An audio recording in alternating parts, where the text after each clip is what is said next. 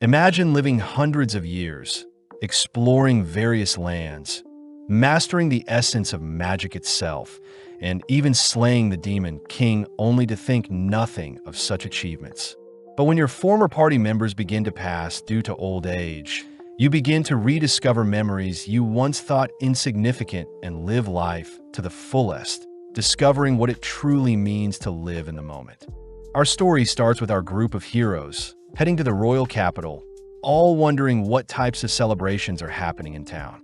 The hero wonders what types of jobs they'll have in the future, especially because the Demon King is now defeated, prompting the priest to wonder if he can find a job where he can drink. The hero turns to the elf, Freeren, asking Freeren how she'll spend her life, especially since elven lives are very long. As the hero's party march through town, they are praised and celebrated, only to stand before the king, who acknowledges their party to house Himmel the hero, Eisen the warrior, Hyder the priest, and Freeren the mage. Thanking the heroes for slaying the Demon King, we cut to that night where the town is celebrating their newfound peace, cutting to Himmel, who tells everyone that there will be statues of them erected. As Freeren mocks the town for only giving them 10 copper coins when they first started their adventure, Hyder states that everything is now behind them, and instead, they should celebrate. As the gang gaze off into the night sky, they all acknowledge that it's been 10 years since they started adventuring, reminiscing on their first day, where Himmel and Eisen were almost executed for bad-mouthing the king. They also remember times when Hyder would get so drunk during their adventures and Freeren would constantly fall for the most basic of traps, all erupting in a laughter for only remembering bad memories. Taking a breath, Himmel thanks everyone for the 10 years they spent together, but Freeren wonders what's so amazing about 10 years, reminded that 10 years by human standards is a long time. Just then, they all turn to face the night sky, spotting the Era meteor shower that only occurs once every 50 years. As the gang bicker about not getting to see the full beauty of the meteor shower from the city, Freeren utters that she'll take them to a better location next time they see it, making Himmel chuckle, grateful for the memories. The next morning, the party bid goodbye to Freeren, who plans on exploring the Central Lands to collect and learn more spells. As Freeren leaves, the others wonder how old Freeren truly is, cutting to several years later when Freeren has explored different locations, learned many new things, and has achieved many new goals. When Freeren visits a shopkeeper asking for a shadow dragon's horn, the shopkeeper states that shadow dragons haven't been alive for around 20 to 30 years, disappointing as Freeren needs a shadow dragon horn for her experiments.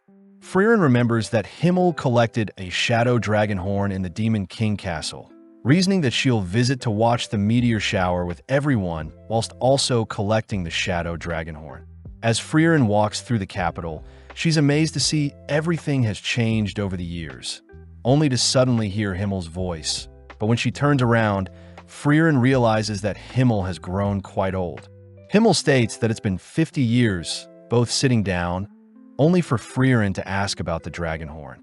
Remembering the memories from collecting the horn, Himmel happily gives Freeren the horn, telling Freeren that although she doesn't treasure the dragon's horn as much, Himmel himself never forgot the time spent collecting the horn. As Freeren heads outside to deliver the horn, she wonders what's the big deal about a lousy dragon's horn, only to head inside, asking Himmel to head out for the meteor shower. As they leave town, Freeren greets Eisen and Hyder, who are amazed to see Freeren hasn't aged one bit, but Freeren is still against Hyder patting her head. Freeren praises Eisen for seeming the same since they last met, something they all know is due to Eisen's dwarf heritage. As they begin to head off, Freeren tells them that the spot she picked out takes a week to travel to, but seeing as this is like the old days, they all gladly follow Freeren. As the gang tells stories over campfire and battle monsters like the old days, they all eventually make it to a lake, where Himmel thanks Freeren for their final adventure together, completely captivated by their final meteor shower together.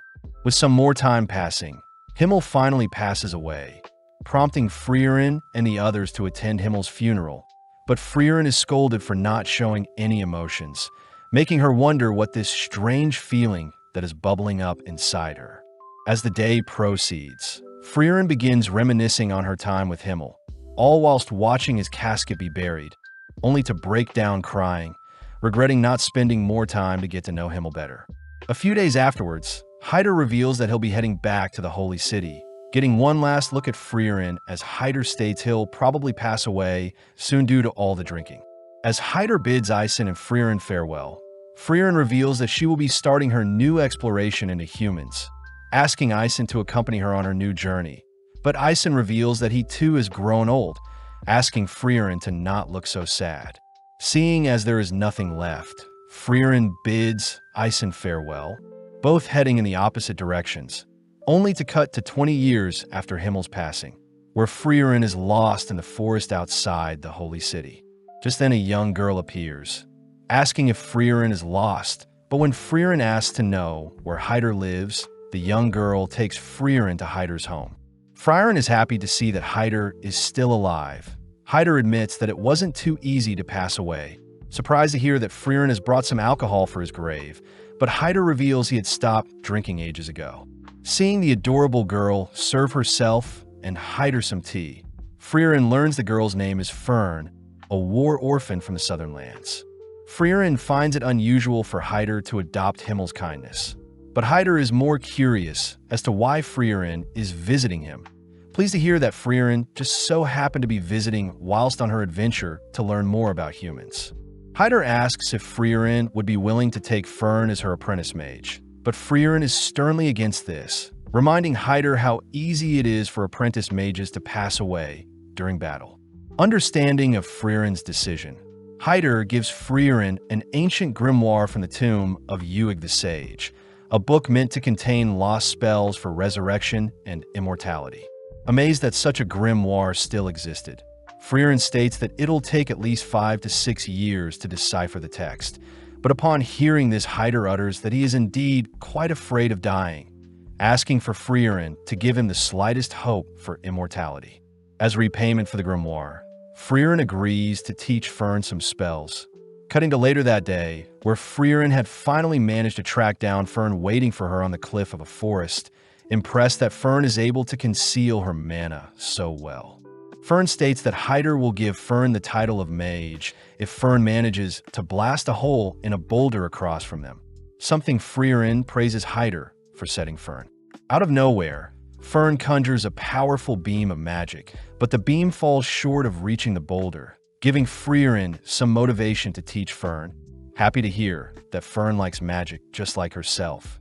Taking Fern to a nearby waterfall, Freeren tells Fern that long-range magic consists of 3 key factors, these being mana capacity, strength of firing the spell, and the level of the mage itself. When Fern confirms she knows this already, Freeren states that Fern's spell falling short means Fern is lacking in mana and firing strength, something Fern will need to spend time on. Seeing Fern upset, Freeren reminds Fern that her magic control is still very high, something very unique, especially for such a young age. That night, Freeren shares a meal with Hyder and Fern, only to end the night by studying the grimoire. With several years of Freeren training Fern passing by, all three spend time together whilst Freeren continues to decipher the grimoire, but having lost track of time, Freeren reports to Hyder that Fern has grown so much in 4 years. With Hyder happy to hear that, Freeren mentions how she'll probably finish deciphering the grimoire before Fern becomes a fully fledged mage. But as Freeren turns to check on Hyder's reaction, she spots Hyder has collapsed. Freeren helps move Hyder to his bed. Hearing Hyder apologize for the trouble, coincidentally asking Freeren to not look so sad. With Freeren promising to decipher the grimoire fast, Freeren first heads out to inform Fern that Hyder has collapsed, asking Fern to halt her training to look after Hyder. Sadly, Fern states that if she stops now, she won't be able to show Hyder how strong she's gotten before Hyder passes, revealing that Hyder was the one that saved her. Flashing back, a young Fern is seen grasping onto a necklace with a picture of her family, wondering if she should take her own life. Out of nowhere, Hyder appears, advising Fern to reconsider her actions as Hyder once had a friend that had passed away. Hyder states that his friend was the epitome of justice, and Hyder had wished that his life was taken instead of his friend. But since his friend is no longer with him, Hyder states that he'll stay alive to ensure the memories of his precious friends' lives on. With the young Fern remembering the memories she had with her family, Fern in the present declares that Hyder had always feared leaving Fern all alone. Therefore, Fern states that she wants to show Hyder she can fend for herself before Hyder passes away. With Freeren understanding Fern's wishes, Freeren states that she'll allow Fern to do as she pleases, heading back to continue deciphering the grimoire. As more time passes, Fern is seen continuing to improve her mana capacity and firing strength, all whilst Freeren finishes up deciphering the grimoire, only to confront Hyder, asking if Hyder already knew the grimoire didn't contain any spells to bring back the dead nor immortality. Hyder reveals that magic for immortality doesn't exist, happy to hear that Freeren now considers for a mage, meaning Freeren can finally take Fern with her on her travels. With Freeren realizing Hyder had tricked her into training Fern, Hyder states that her reward is in the nearby drawer, requesting for Freeren to take Fern and leave by tonight as Hyder fears his time is almost up. Freeren calls out Hyder for trying to act tough, revealing that Fern has been waiting to say goodbye to Hyder, breaking down as Freeren orders Hyder to spend his remaining time with Fern. As Freeren goes on a walk, Freeren learns that Hyder had saved Fern knowing that Himmel would have done the exact same thing, leaving Hyder and Fern alone, only to confirm that Fern had managed to reach the boulder. The next day marks the death of Hyder, prompting Fern and Freeren to pour out some booze on Hyder's tombstone, only for them to head elsewhere. With 26 years passing since Himmel's death, Fern and Freeren continue to adventure together, both completing tasks in order to acquire new spells. Their most recent spell produces warm tea, whereas some previous ones involved removing rust from bronze statues and turning sweet grape sour. As the two head to their next adventure, they meet up with an old lady, only to be guided to a disheveled statue of Himmel. The lady reveals that her town was attacked by a monster years ago, but luckily Himmel had arrived and saved them, ultimately leading to a statue of Himmel being erected in his honor. When the old lady mentions how sad it is to see the statue all beat up, Freeren corrects her, stating that it's Himmel's fault for accepting a statue of himself to be made in the forest, something that reminds the lady that there was an elf accompanying Himmel at the time. Without saying any more, Freeren helps clean up the statue, pleasing the lady, but the old lady finds it sad that the scenery around the statue is too plain. Before Freeren can use a spell to grow some flowers, Freeren suddenly remembers Himmel's favorite flower, the blue moon weed. As the old lady takes them back to her home, she's surprised to hear Freeren knows about the blue moon weeds, as they used to grow in a nearby forest, but have since long died out. Seeing Fern acting weird, Freeren asks to see what Fern is hiding, discovering that Fern was trying to hide seed rats in her coat, intending on setting them free. With both girls heading out, Freeren states that they'll be heading to the nearby forest in hopes of finding some blue moon weeds, something Freeren acknowledges is for her own selfish desires. With several months of Freeren and Fern searching for the blue moon weed, the girls grow used to spending time in town with the old lady and out in the fields. One day, Fern has a chat with the old lady, sad to see that Freeren is fixated on searching for this non-existent flower, even though Freeren could be saving lives. Hearing Fern so intellectually convey her feelings, the lady hands Fern a bag of seeds, asking Fern to tell Freeren how she truly feels. Mustering up the courage, Fern tells Freeren how she feels, prompting Freeren to apologize as she promises to end her search soon. Fern demands to know when, but Freeren points out that a nearby seed rat has stolen the seed bag the old lady gifted Fern and is leaving behind a trail they should follow. As the girls chase after the seed rat, Fern wonders why Freeren is so fixated on collecting spells, but Freeren states she only started collecting spells because a special someone had complimented her vast knowledge of spells. As both girls stop in front of an abandoned building, Freeren states that seed rats often hide seeds in different locations, but when Freeren spots a blue petal fall from the top of the building, Freeren flies to inspect her findings. Flashing back, Freeren remembers a time when Himmel had told Freeren his favorite flower was the blue moon weed and had wished he could show Freeren one day. On top of the building, Freeren is amazed to see so many gorgeous blue moon weeds, grateful to finally lay eyes on them. As Fern flies after Freeren, Fern still can't understand why Freeren loves collecting spells. But Freeren reminds Fern that Fern became a mage to impress Hyder, something very similar to Freeren's situation. As the girls return to show off their work to the old lady praises the girls for decorating the statue, but before Freeren leaves, she repays Himmel for his gift in the past. On the 27th year since Himmel's passing, Freeren and Fern are seen visiting a trading city of Worm, where Freeren is asked to split up to restock on supplies. When Fern calls out Freeren for making her buy everything, Fern has a bad feeling when Freeren goes off on her own to buy things, having bought a massive skull in the past, clothes dissolving potions, and even random books. When the two split up, Fern chooses to follow Freeren, fearing their traveling expenses will go to waste, but spots Freeren in front of an accessory store. With Freeren distraught at what to purchase, Freeren ends up settling on something, prompting Fern to continue to tail Freeren. Whilst passing through some alleys, Fern wonders if she should leave Freeren be, but when she overhears that Freeren is planning on buying some desserts, Fern gets jealous, having not had any desserts in months. Following Freeren into a smoky tavern, Fern gets worried that Freeren is lost, spotting Freeren speaking with some scary-looking men. As Freeren leaves the tavern, Fern notices that she's heading back to the inn, rushing to finish off her duties, only to apologize for finishing shopping so late. Brushing that aside, Freeren takes Fern to a dessert store in town, allowing Fern to buy whatever dessert she wants, revealing that she had been saving up money to treat Fern and herself. When Fern asks what Freeren would like, Fern corrects herself, stating that she already knows Freeren wants Merker pudding, reminding Freeren of her time with the heroes, where Himmel had mentioned that he knows Freeren's favorite dessert is the Merker pudding. When Freeren feels bad for not knowing much about the others, Himmel mentions his favorite food is an omelet. Eisen's favorite food are sour grapes, and Hyder simply loves alcohol. As Fern digs into her dessert, Freeren apologizes for not knowing more about Fern, handing Fern a gift, pleasing Fern as Freeren remembered Fern's birthday.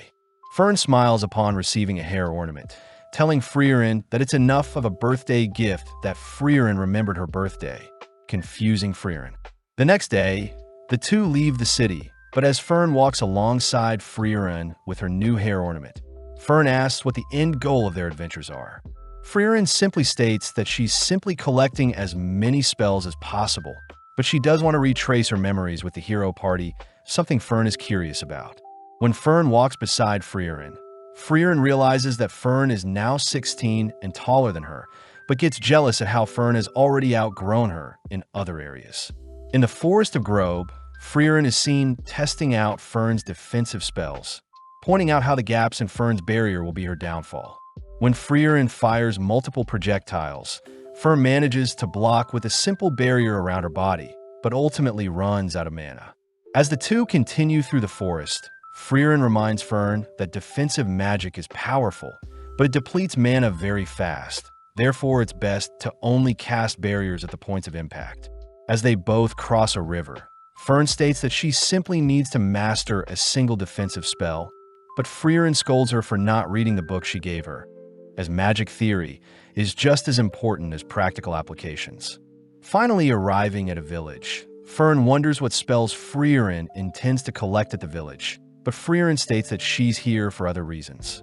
Upon approaching some villagers, a village elder immediately recognizes Freeren's white elven hair, leading Freeren to where Qual was sealed. Along the way, Freeren tells Fern that Qual is the Elder Sage of Corruption, a demon that terrorized people for 80 years, up until Himmel and his party sealed him. When Freeren wonders how the Elder knew who she was, the Elder reveals that Himmel would always visit up until his passing, and spoke highly of Freeren, stating that she would take over and watch the seal when Himmel himself was gone. Upon arriving at Qual's seal, Freeren confirms that the seal is indeed weakening, so Freeren will break the seal and defeat Qual the next day. With Fern and Freeren staying the night, Fern deduces that Freeren was the one that sealed Qual, wondering why the heroes chose to seal it over slaying it. Freeren reveals that their party were unable to defeat the demon, as Qual was a powerful mage, having invented the Zoltrak piercing spell, first of its kind that could pierce any sort of defense and destroy the target's body. Legend says that 40% of adventurers and 70% of mages were defeated by that single spell. But hearing something so powerful, Fern wonders how Qual could be defeated, but Freeren reveals such a powerful spell has its downsides. When Fern continues to ask more questions, Freeren scolds Fern for not reading the book she gave her, uttering that Fern will have her questions answered tomorrow. With the big day arriving, the two girls stand before Qual, only for Freeren to warn Fern to be on guard, all whilst Freeren lifts Qual's seal. Glad to be free, Qual learns that he's been sealed for 80 years and that the Demon King had been defeated in his absence. Annoyed, Qual proceeds to cast a Zoltrak, prompting Freeren to instruct Fern to erect a barrier. But when the dust clears, Fern's barrier manages to easily block Qual's killing spell. With Fern demanding to know why her basic barrier was able to block such a deadly spell, Freeren reveals that ever since Qual was sealed away, all of humankind had dedicated resources to studying and defending against the killing spell. After a few years, the humans incorporated said spells into their systems, and as a result, all types of defense magic were improved thanks to the demon. Amazed at what the humans were able to develop in the 80 years that he was sealed, Qual immediately begins analyzing Fern's barrier, noting how the barrier changes depending on the type of offensive magic, meaning the spell consumes a huge amount of mana. As Qual erupts with power, Freeren orders Fern to protect both of them as efficiently as possible, prompting Fern to erect barriers only in the location of Qual's projectiles. Unleashing a massive beam of magic, Qual is impressed that Fern is still able to block his overwhelming magic. But having forgotten about Freeren, Qual helplessly watches as Freeren casts her own Zoltrak killing spell. As Qual begins to disappear, Freeren and Fern head back to the village where Freeren is thanked by the village elder, grateful that they can now live in peace. When the elder hands Freeren his hat, Freeren recognizes the elder as the cheeky brat that flipped her skirt when they first sealed Qual. As the girls leave by carriage, Fern is seen finally reading the book Freeren gave her, but Freeren is glad that she could fulfill Himmel's trust and bring peace to the village once and for all. With the girls heading over to the Grand Channel, Freeren is sad to see the beach is littered with debris, unfortunate as the nearby village used to all clean the beach, but now there isn't enough manpower to tidy up the beach. The village elder requests that Freeren clean up the beach, handing Freeren a grimoire belonging to the legendary mage Flam. But Fern notices something suspicious.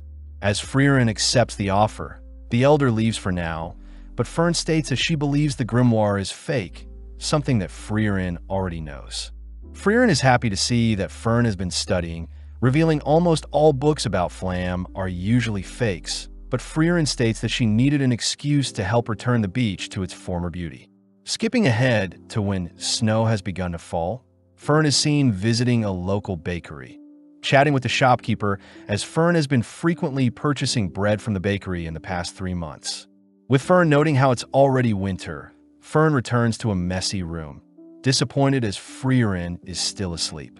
As Freeren struggles to leave her bed, Fern is forced to help prepare, feed, and dress Freeren, dragging the sleepy elf through town and towards the beach. As the girls begin cleaning the beach, Fern points out how sloppy Freeren is, having been forced to take care of Freeren as if she were Freeren's mother. Fern wonders how Freeren behaved during her time with the hero party, but Freeren mentions how they were all very okay with Freeren oversleeping, but Freeren did get scolded once. With Fern curious to know more, the girls wrap up the day with a big fire using the debris, only to enjoy a nice dinner, reporting to the elder that they only have 1/3 of the job left. The elder wonders if the girls will be done by the New Year's festival, something Freeren says will be possible, but when the elder mentions how Freeren can finally join them and watch the sunset this time, Freeren acts awfully cold. The next day, Fern asks if the reason Freeren wanted to clean the beach was related to the festival, learning that every new year, the villagers would watch the sunrise. Freeren mentions how the beach is meant to beautifully reflect the sunrise, but admits that she never woke up early enough to actually watch the sunrise. With more time passing by, Fern continues to nurture our poor Freeren out of bed, both exploring the wrecked ships, discovering hidden gems, only to officially clean the beach of all debris. Completely mesmerized by the beach's beauty, the elder asks if Freeren will be joining them for the sunrise this year, shocking Fern when Freeren agrees to wake up early to see the sunrise. Fern wonders if Freeren will be able to wake up in time for the sunrise, but Freeren states that she'll simply stay up all night and that she wants to see what's so amazing about this sunrise. As Freeren stays up that night, she thinks about a time when Himmel had scolded Freeren for sleeping in and missed the New Year's sunrise in the same village. Confused as to why a mere sunrise would cause Himmel to be so upset they didn't get to see it together.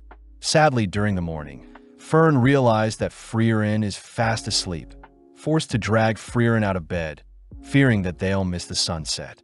With both girls staring out into the horizon, Freeren notes how there is nothing special about the sunrise, but upon seeing that Fern is mesmerized by the sunrise's beauty, Freeren admits that Himmel was right, as she's enjoying the sunrise with Fern. Flashing back, we see Freeren and the hero party visiting the graves of Eisen's family, learning that his village was attacked by demons. Hyder chooses to kneel before the graves, praying for their souls to go to heaven. But Eisen mentions how he doesn't believe in the afterlife, prompting Freeren to reveal that thousands of years ago, everyone believed there was no afterlife. But since magic can't observe where souls go, it's hard to define what is truth and what isn't. Hyder states that since there is no actual proof for either side, Hyder likes to think there is a heaven. That way the people that are doing good for the world can at least pass believing that their life was worth it. With the hero party joining Hyder in praying for Eisen's family, we cut to the present where Eisen is once again praying for his family, currently located in the Brett region. Out of nowhere, Freeren calls out to Eisen, weird as they haven't spoken to each other ever since Himmel passed away 30 years ago. As they all sit down for some tea, Eisen is shocked to see Freeren has an apprentice, but Freeren asks if Eisen needs help with anything. Eisen mentions how Hyder and himself had been updating each other with letters. Heading out, they all head to Volume 50 Basin, a location Freeren recognizes, learning that Eisen intends to search for notes from Flam, the legendary mage. When Freeren reminds Eisen that most records on Flam are fake, Eisen reveals that Hyder had figured out the general location of Flam's true notes, based on records from the Holy City. With Freeren convinced, they all agree to start looking for a massive tree. But upon seeing Fern disappointed, Freeren states that they should hurry, surprising Eisen as Freeren never cared for anyone else's time.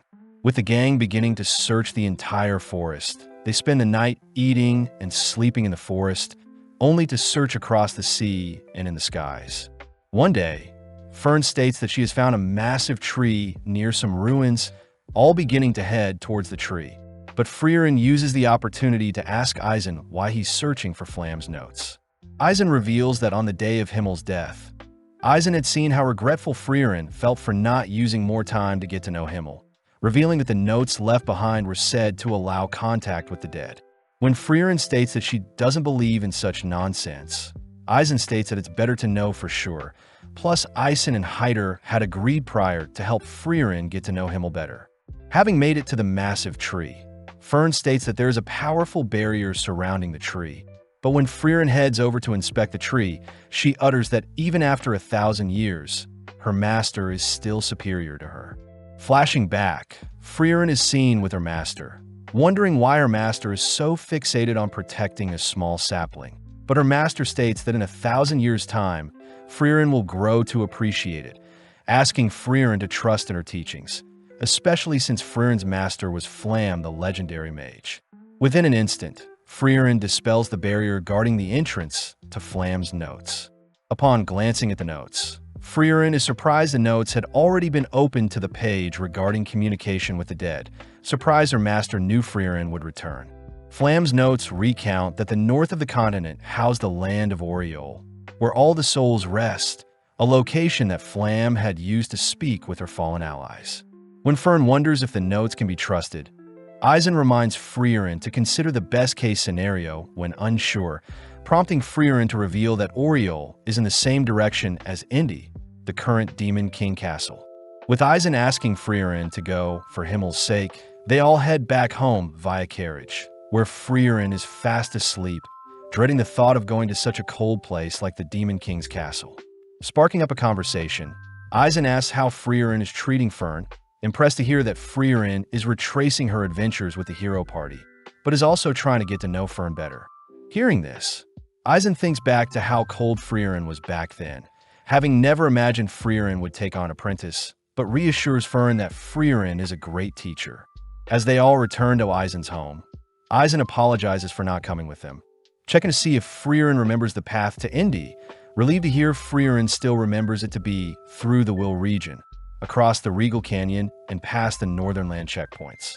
As Freeren begins to leave, Eisen informs Fern that it'll be a 10-year adventure, reminding Freeren of her adventure with the hero party, but Freeren states that it won't take too long. As Fern leaves with Freeren, Fern thinks about how she spent half her life with Freeren, flashing back to one of Fern's last conversations with Hyder. Hyder jokes about haunting Fern if she doesn't behave around Freeren, but Fern surprises Hyder with how mature she's grown, making Hyder promise to visit her when he passes.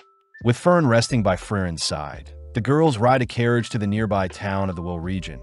But as the girls head through town, they're stopped by a shopkeeper that warns the girls not to go into the mountains. The shopkeeper says there are rumors of ghosts taking people away, but when Freeren gets curious about what type of ghosts, the girls head around town asking for everyone's stories. Apparently, the townsfolk saw ghosts of their departed family in the mountains, with some people saying that the ghosts spoke. When Fern wonders if it is the work of undeads, Freeren states that undeads wouldn't appear as ghosts, as undeads normally appear in the form of rotting corpses or skeletons. With the girls heading to the rooms, Fern notes how Freeren probably knows what is causing the ghosts to appear in the mountains, but is cut off when Freeren states that they'll only be staying for a single night in town. Fern demands that Freeren help out the villagers, but seeing Fern so serious about helping the villagers, Freeren agrees to help. As both girls head into the mountains, they explore the locations of said disappearances, where Freeren quizzes Fern on what type of magic created the ghosts, satisfied to hear Fern believes it's illusion magic. Heading deeper into the mountains, Fern briefly remembers a monster that used illusion magic to hunt its prey. A monster Freeren states is the Einsam. The Einsam usually uses illusion magic, creating phantoms of people's loved ones to lure them and only to devour the targets. Luckily, Freeren mentions how the Einsam's illusion magic can be easily destroyed by a mage's projectile, but warns Fern that it may be difficult, as Freeren had to destroy the illusions of her master begging for her life. Upon entering a misty forest, Freeren orders Fern to prepare for the worst, only for Fern to spot an illusion of Hyder in the distance. Preparing to destroy the illusion, Fern suddenly hears Hyder speak fondly of her, realizing the monster is using Fern's memories to put Fern at ease. When Freeren tries to help Fern out, Freeren suddenly spots an illusion of Himmel, surprised as she was expecting an illusion of her master. Wondering if she has changed, Freeren nonchalantly destroys Himmel's illusion, clearing the misty forest and revealing the Einsam to Fern, prompting Fern to disintegrate Hyder's illusion and the monster. As Freeren reassures Fern that Hyder won't be mad that Fern struck an illusion of him, the girls head into the Regal Canyon, spotting a massive crimson dragon along with its nest, where Freeren spots the grimoire she's been looking for. Freeren states that dragons use magic-infused items to build their nest, asking Fern to take out the solar dragon. But when Fern conjures a powerful spell, her spell simply deflects off the dragon's thick exterior. With the dragon now awake, Freeren cries that they should flee, forcing Fern to lure away the dragon. But having barely managed to lose the dragon, Fern cries that as mages they will have a hard time defeating the dragon. Freeren acknowledges Fern's cries, uttering that they'll need some help as we flash back to when Freeren and Eisen were camping out in the forest. Eisen states that he has an apprentice of his own by the name of Stark, stating that he'll be a great frontliner for Freeren's adventures and that Stark lives in the village near the Regal Canyon. As the girls visit the nearby town, they wonder why the villagers aren't more afraid of the dragon. But Fern asks why Freeren wants the grimoire so badly. Freeren reveals that the grimoire has a spell that allows mages to see through clothes, weirding Fern out. But out of nowhere, an old lady states that Stark wants to meet the girls. Surprised, the girls follow the old lady, learning that 3 years ago the Crimson Dragon had massacred their town. But luckily Stark had arrived, scaring the dragon away, and ever since has been protecting their town. Upon arriving near a massive rocky wall, Stark is seen playing with some town kids, only to greet Freeren and Fern, asking them to not agitate the dragon so much. Stark tries to point out that he received a mark from the dragon in the past, but Freeren simply asks for Stark to drop the act. When Stark learns that Freeren used to adventure with Ison, Stark asks for the old lady and kids to give them some privacy, revealing that he's proud that he abandoned Ison. Freeren asks why Stark doesn't just slay the dragon, but Stark wants to know why the girls are here, learning that they've come to recruit Stark and also want the grimoire in the dragon's nest.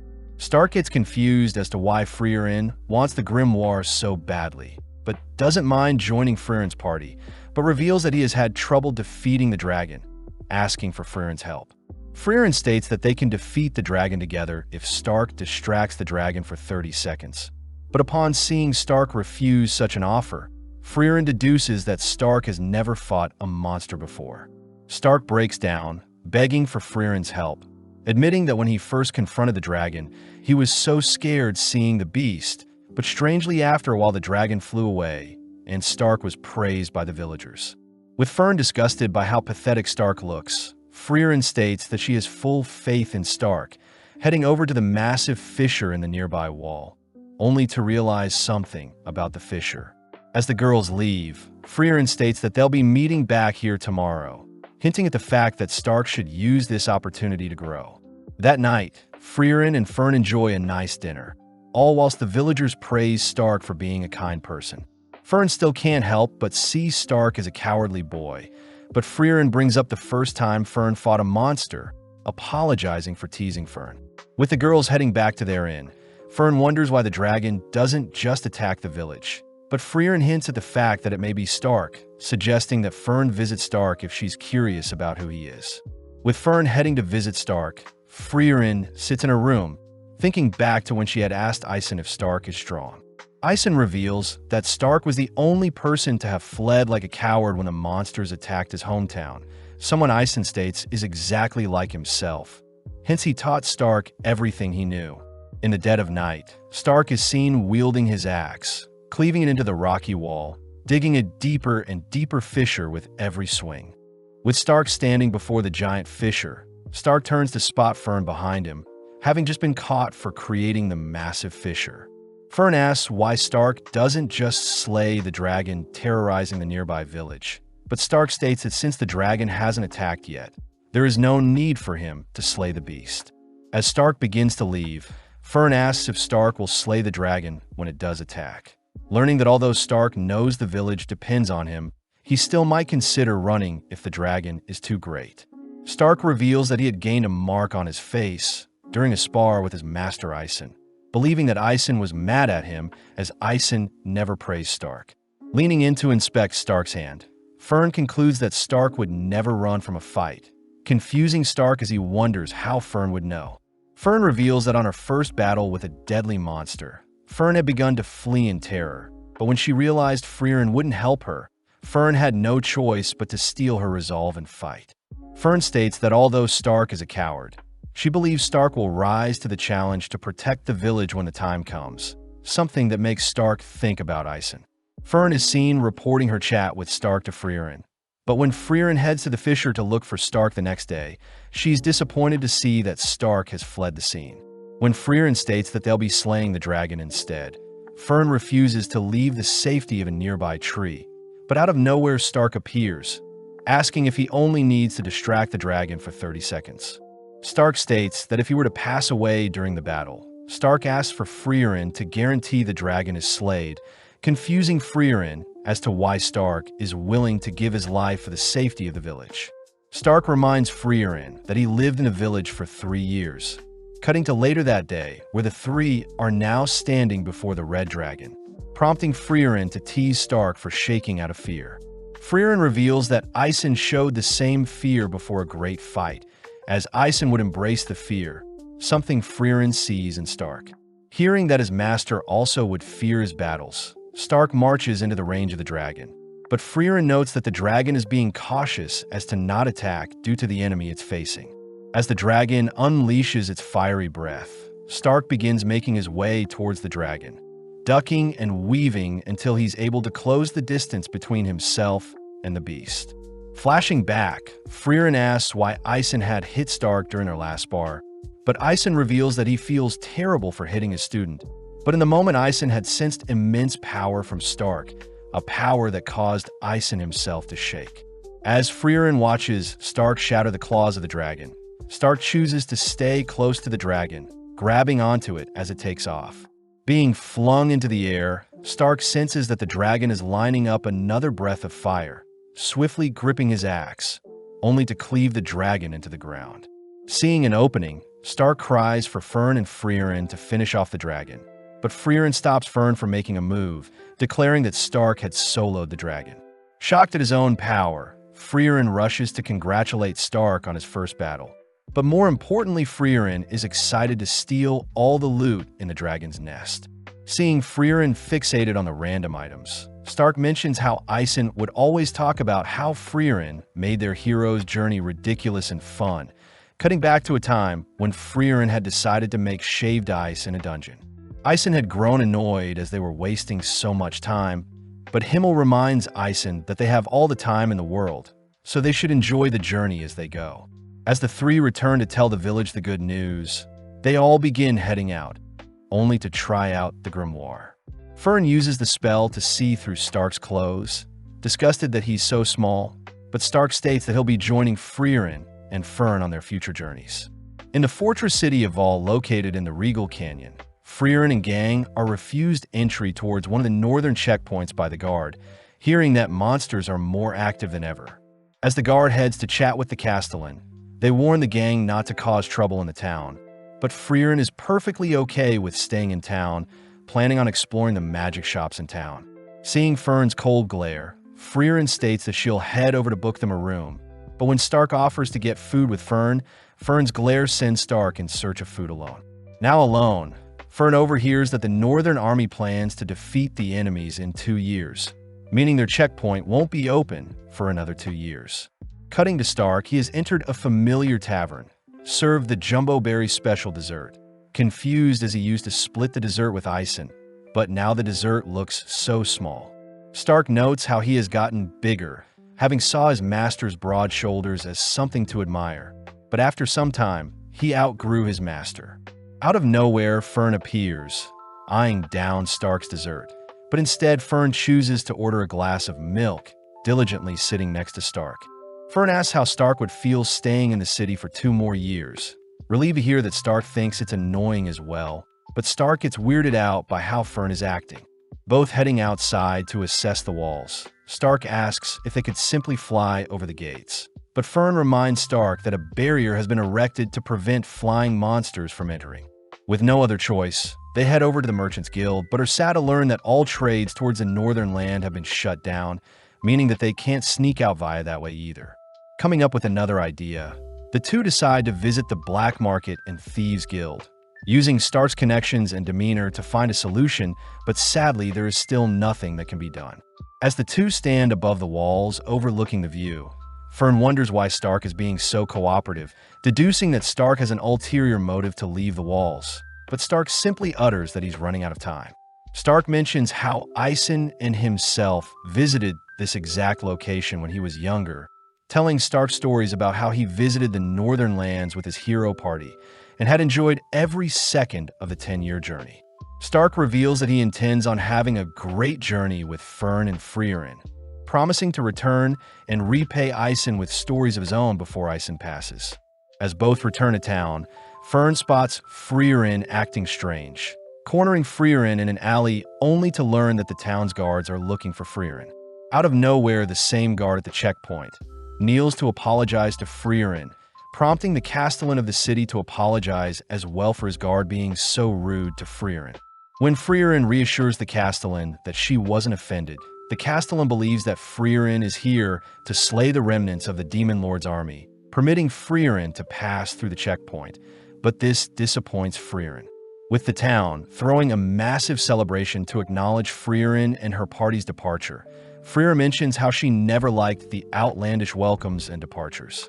Stark wonders if this is how Isen felt, making Freeren suddenly remember a similar time when she departed with the hero party, curious as to what parallels will arise next. Flashing back, Freeren is seen walking alongside the hero party, all discussing the validity of Flam's grimoire, especially with the countless fakes and imitations that exist. Waking up early, Freeren spots Stark and Fern making breakfast, shocking Fern as this is a rare scenario. Later that day on Ung Road, the gang were tasked with clearing a path for a merchant, grateful as the road had been blocked off due to a landslide. When Stark sees Freeren's magic, he wonders why Freeren doesn't just carry the merchant's cart over with magic. But Fern is strongly for helping everyone, not just the single merchant. Taking a quick break, Stark thanks the merchant for the water, wondering what may have caused the landslide, surprised to hear that it must have been the skirmishes between the northern lands and the demons. Getting back to work, Fern requests that Stark help her out a bit, but Stark asks that Fern be more casual with him. But when Fern tries speaking with Stark more casually, Stark gets insulted, annoying Fern as they continue to work. With the road cleared, the merchant offers to lead the gang to the nearby village, amazed that he finally got to meet an elf. Freeren acknowledges that although elves live long lives, elves are slowly going extinct, as most don't intend on reproducing, with the most recent elf Freeren met being around 400 years ago. Finally arriving at the town, the gang spot a line of merchants lining up to enter the town, learning that tonight is the Liberation Festival. The festival is meant to commemorate the hero party ridding the area of demons, and involves decorating the statues of the heroes in town.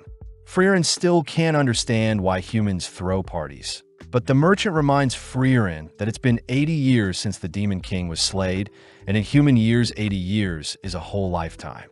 Flashing back, Freeren remembers a time when Himmel had requested that their statues be placed through various towns, annoying Freeren as she believed Himmel simply wanted to show off. But Himmel reveals that the statues are meant to remind Freeren of their adventures together as the hero party. That night, the gang stand among the crowd, watching as the hero party is celebrated, but the merchant does note how Freeren looks very similar to the elf statue. The next morning, they continue their journey, heading to the Graf Granat's domain, where they notice an abundance of guards surveying the town. When Freeren wonders who should do the shopping, Freeren suddenly freezes, equipping her staff, only to state that she senses demons approaching. When some demons turn the nearby corner, they spot Freeren charging up a spell, but luckily a nearby knight tackles and stops Freeren from firing the spell. Approaching Freeren, the demon asks if Graf Granat had hired Freeren to attack him, but Graf states that he's not foolish enough to attack Lord Lugner out in the open, especially since Lugner is her seeking peace. Kneeling down, Lugner states that he senses Freeren's bloodlust-filled glare, shaming Freeren for looking at him as if he were a wild beast. Freeren fires back, stating that Lugner is simply using human speech to blend in and manipulate the humans. But having heard enough, Freeren is dragged away to be locked up. With Stark and Fern shocked at what just happened, they choose to visit Freeren, who is locked up in the dungeon under the mansion. Freeren states that she'll only be locked up for a measly 2 to 3 years, but Fern scolds Freeren for always wanting to waste time. Freeren asks who the peace envoy demons are, learning that the envoys are linked to Aura, the guillotine, one of the 7 sages of destruction who served the Demon King. Apparently, 28 years ago, Aura had regained her strength and had been fighting with the domain of Graf Granats. But now Aura has sent envoys to seek peace, something Freeren states sounds fishy.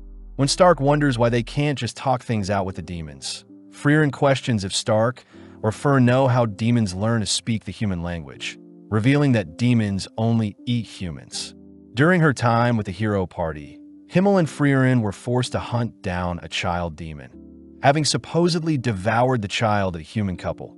But when Himmel went to slay the creature, Himmel hesitated since the demon behaved just like a child.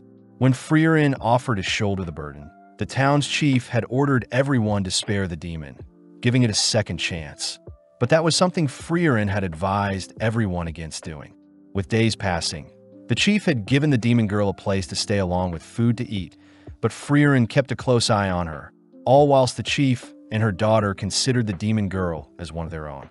One day, the chief's building was burnt down by the demon girl, and the chief ended up passing due to being attacked by the demon. When Himmel demands to know why the demon killed the chief, the demon slowly approaches the couple of the first daughter she ate, offering the chief's daughter as a replacement. Sensing that the humans hate her, the demon girl takes the chief's daughter as hostage, but Himmel easily recaptures the chief's daughter, permitting Freeren to slay the demon. When Freeren fires an incineration spell at the demon, Freeren states that demons don't have a sense of family, forced to live and roam alone since birth. But on that day, Freeren learned that the demon girl had intentionally manipulated everyone, knowing that she would get to live a little longer. Freeren states that Flam described monsters that can speak as demons, as they imitate human speech to lure other humans in, something Stark and Fern find disturbing. As Stark and Fern leave, we cut to Lugner, sitting in the mansion and waiting for a meeting with Graf. Lugner admits that Freeren was right about demons, curious as to where he recognizes Freeren from, stating that demons will forever hunt down humans. With Freeren suspecting that the town won't last too long, we follow Lugner and his followers enter Graf's son's bedroom. Learning that Graf's son was gifted a sword by the king, but had passed away 10 years ago whilst fighting Aura. Raising his son's sword to Lugner's neck, Graf reveals that he has brought Lugner here to slaughter him. But upon glancing around the room, Lugner notices that Graf has been keeping his son's room clean for the past 10 years. Lugner utters that the humans slayed his father, reminding Graf that they've come here to stop unnecessary bloodshed, ultimately convincing Graf and his knights to lower their blades. With Graf sending Lugner and his followers to the guest room, Lugner admits that he doesn't know what a father is, but has identified Graf as an empathetic man. Lugner states that he'll grow close to Graf and have him lower the town's defensive barrier, and only then will Lady Aura's forces conquer the town. Lugner suddenly notices Drought is missing, learning from Liney that Drought has disappeared to eliminate an obstacle, cutting to Drought entering the underground dungeons, slaying a guard only to enter Freeren's cell. Drought declares that he's here to kill Freeren, knowing that Freeren is the only loose end that can ruin their scheme. But Freeren coldly warns Drought that she is stronger than Aura herself. Smirking, Drought doubts Freeren's strength, dragging her into the air with a single wire around her neck, impressed that Freeren had encased her neck with mana to prevent her decapitation. Drought states that his wires are the strongest amongst all the demons, tugging harder on the spell, but Freeren still manages to defend her neck. When Freeren admits defeat, Drought smirks, but Freeren scolds Drought for letting his guard down, suddenly cutting off one of Drought's arms. When Drought tries to bind Freeren with multiple wires, Freeren simply severs Drought's other arm, instantly slaying Drought before he can speak. Freeren states that she'll simply slay the other two demons and convince Graf that the demons are evil, but upon exiting her cell, Freeren discovers the guard Graf had dispatched. Cutting to Stark and Fern, they enjoy a nice meal in the peaceful town, both shoveling down their food, as they realize they need to convince Graf to free Freeren before any harm befalls the town. Stark notes how earlier he could sense Lugner's immense power. Pissed that Lugner didn't even pay attention to Stark, as Lugner knew he could dismantle everyone but Freeren in mere seconds. Beginning to shake out of fear, Stark accidentally spills his drink on himself, offered a handkerchief by Fern. As Stark cleans himself up, they both agree that they need to head over to protect Graf in case the demons attack.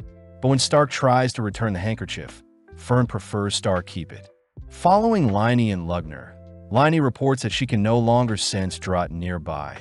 Curious as to who Freeren is, but out of nowhere Graf and his knights rush into the room. Graf reports that Freeren has escaped, prompting Lugner to offer up Liney's location magic, but Graf refuses, asking where Drought is.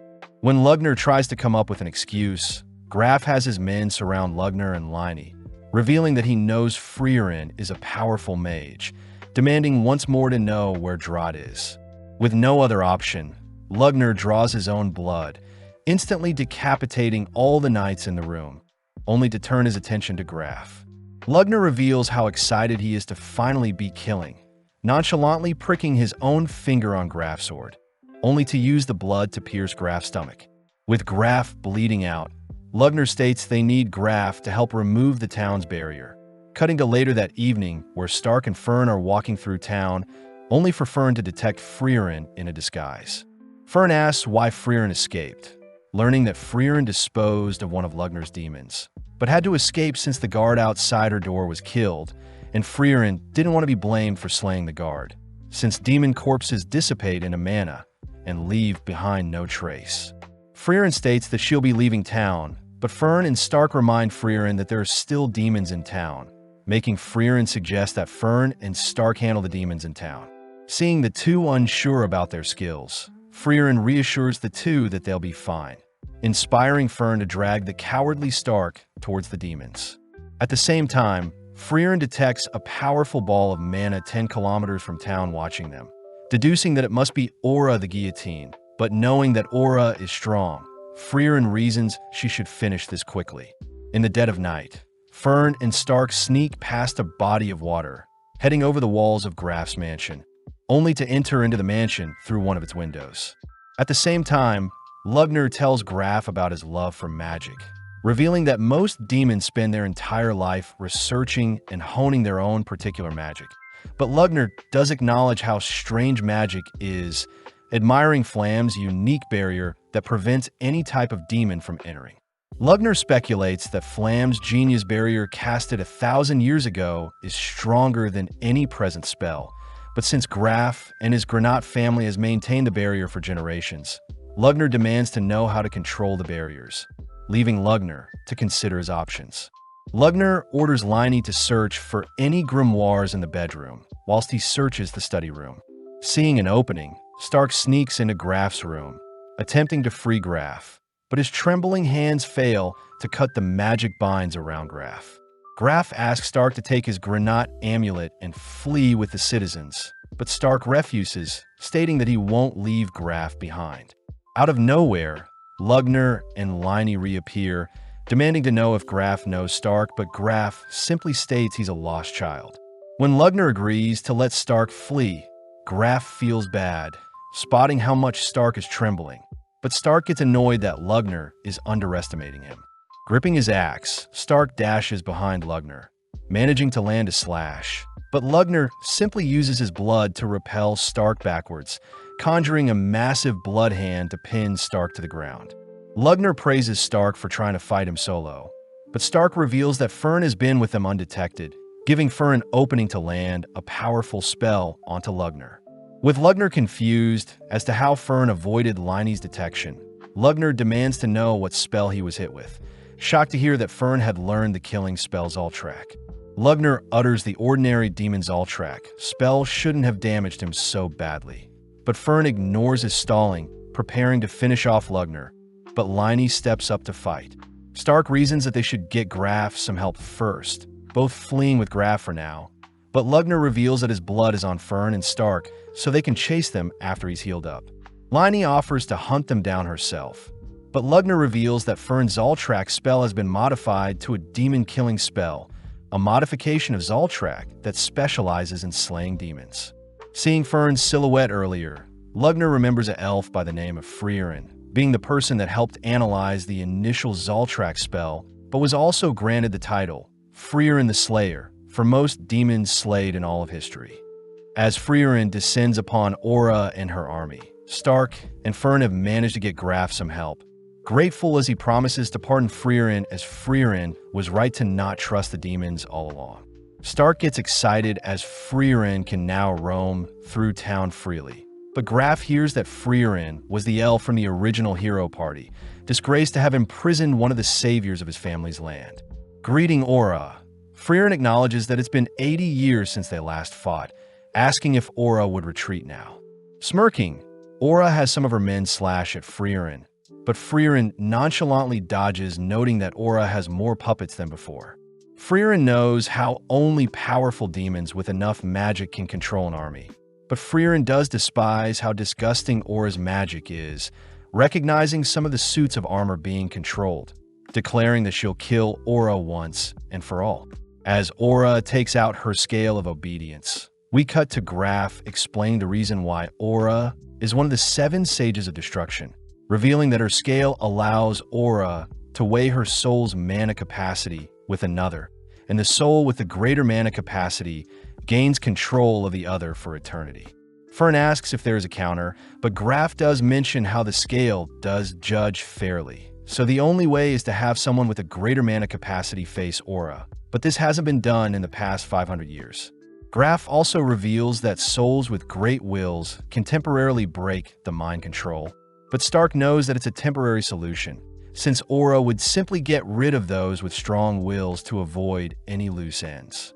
As Freeren continues to dodge and evade Aura's army, Aura grows amused seeing Freeren dancing around, but Freeren enchants her staff, immediately freeing the men around her from Aura's curse. Shocked, Aura notes how Freeren must have used a lot of mana to break her curse, wondering why Freeren would use such a delicate tactic when Freeren can simply blast away the suits of armor. Freeren reveals that Himmel had scolded Freeren in the past for harming the cursed armors. Therefore, Freeren will make sure to wipe out Aura for good. At the same time, we hear the priest reassure everyone that the church they are in is protected by a strong barrier, giving Stark a reason to head out. Stark states that it won't be long before Lugner and Liney recover, and seeing as they are no match for the demons anyway, Stark states he'll go and seek Freeren's help. At first, Fern gets annoyed at how cowardly Stark sounds, but after some thought, Fern agrees to help evacuate everyone while Stark goes to get Freeren. On the town walls, Stark hands Fern Graf's amulet that'll help convince people to work with her. But when Fern feels bad seeing Stark all bloodied up, Fern suddenly realizes something, tossing her blood-stained coat over the wall. Detecting that someone else's blood is on Stark, Fern is suddenly pinned to a nearby wall by Lugner's blood, all whilst Liney rushes Stark, conjuring an axe only to isolate Stark. Stark demands to know why Liney moves like Eisen, all whilst Lugner apologizes for not killing Fern instantly, mocking Fern's grin as he states that demons can conceal their mana as well. Annoyed at how much Lugner is talking, Fern asks for Lugner to simply finish her off, but Lugner is more curious as to how strong Stark is, amused to hear that Stark is Eisen the hero's best student. Lugner also demands to know where Freeren is, not convinced to hear that Freeren simply fled town, knowing that Freeren wouldn't simply leave knowing there's still demons in town. As Lugner racks his brain, he suspects that Freeren will be dealing with Aura, but Fern suddenly calls for her staff, setting herself free, only to demand Lugner not move. Fern states that Lugner is arrogant, believing that no other human but Freeren is worthy of facing him. But when Fern states she'll blast a hole through Lugner's body, Lugner welcomes Fern to try. Flashing back, Fern and Freeren are seen finishing off some demons, making Fern ask how she compares to Freeren. Freeren states that Fern's mana and technique will never be able to reach Freeren's level since she has lived much longer than Fern, but Freeren admits that Fern's cast speed surpasses her own. As Lugner turns around, Fern manages to fire off a spell, surprising Lugner, as he would have died if he didn't move first. Seeing as Lugner protected his heart, Fern deduces that a demon's heart is their weak point, only to spot Lugner releasing an array of blood. Following Liney and Stark, Liney mentions how disappointing it is that Stark is already defeated, but gets excited seeing Stark refuse to stay down.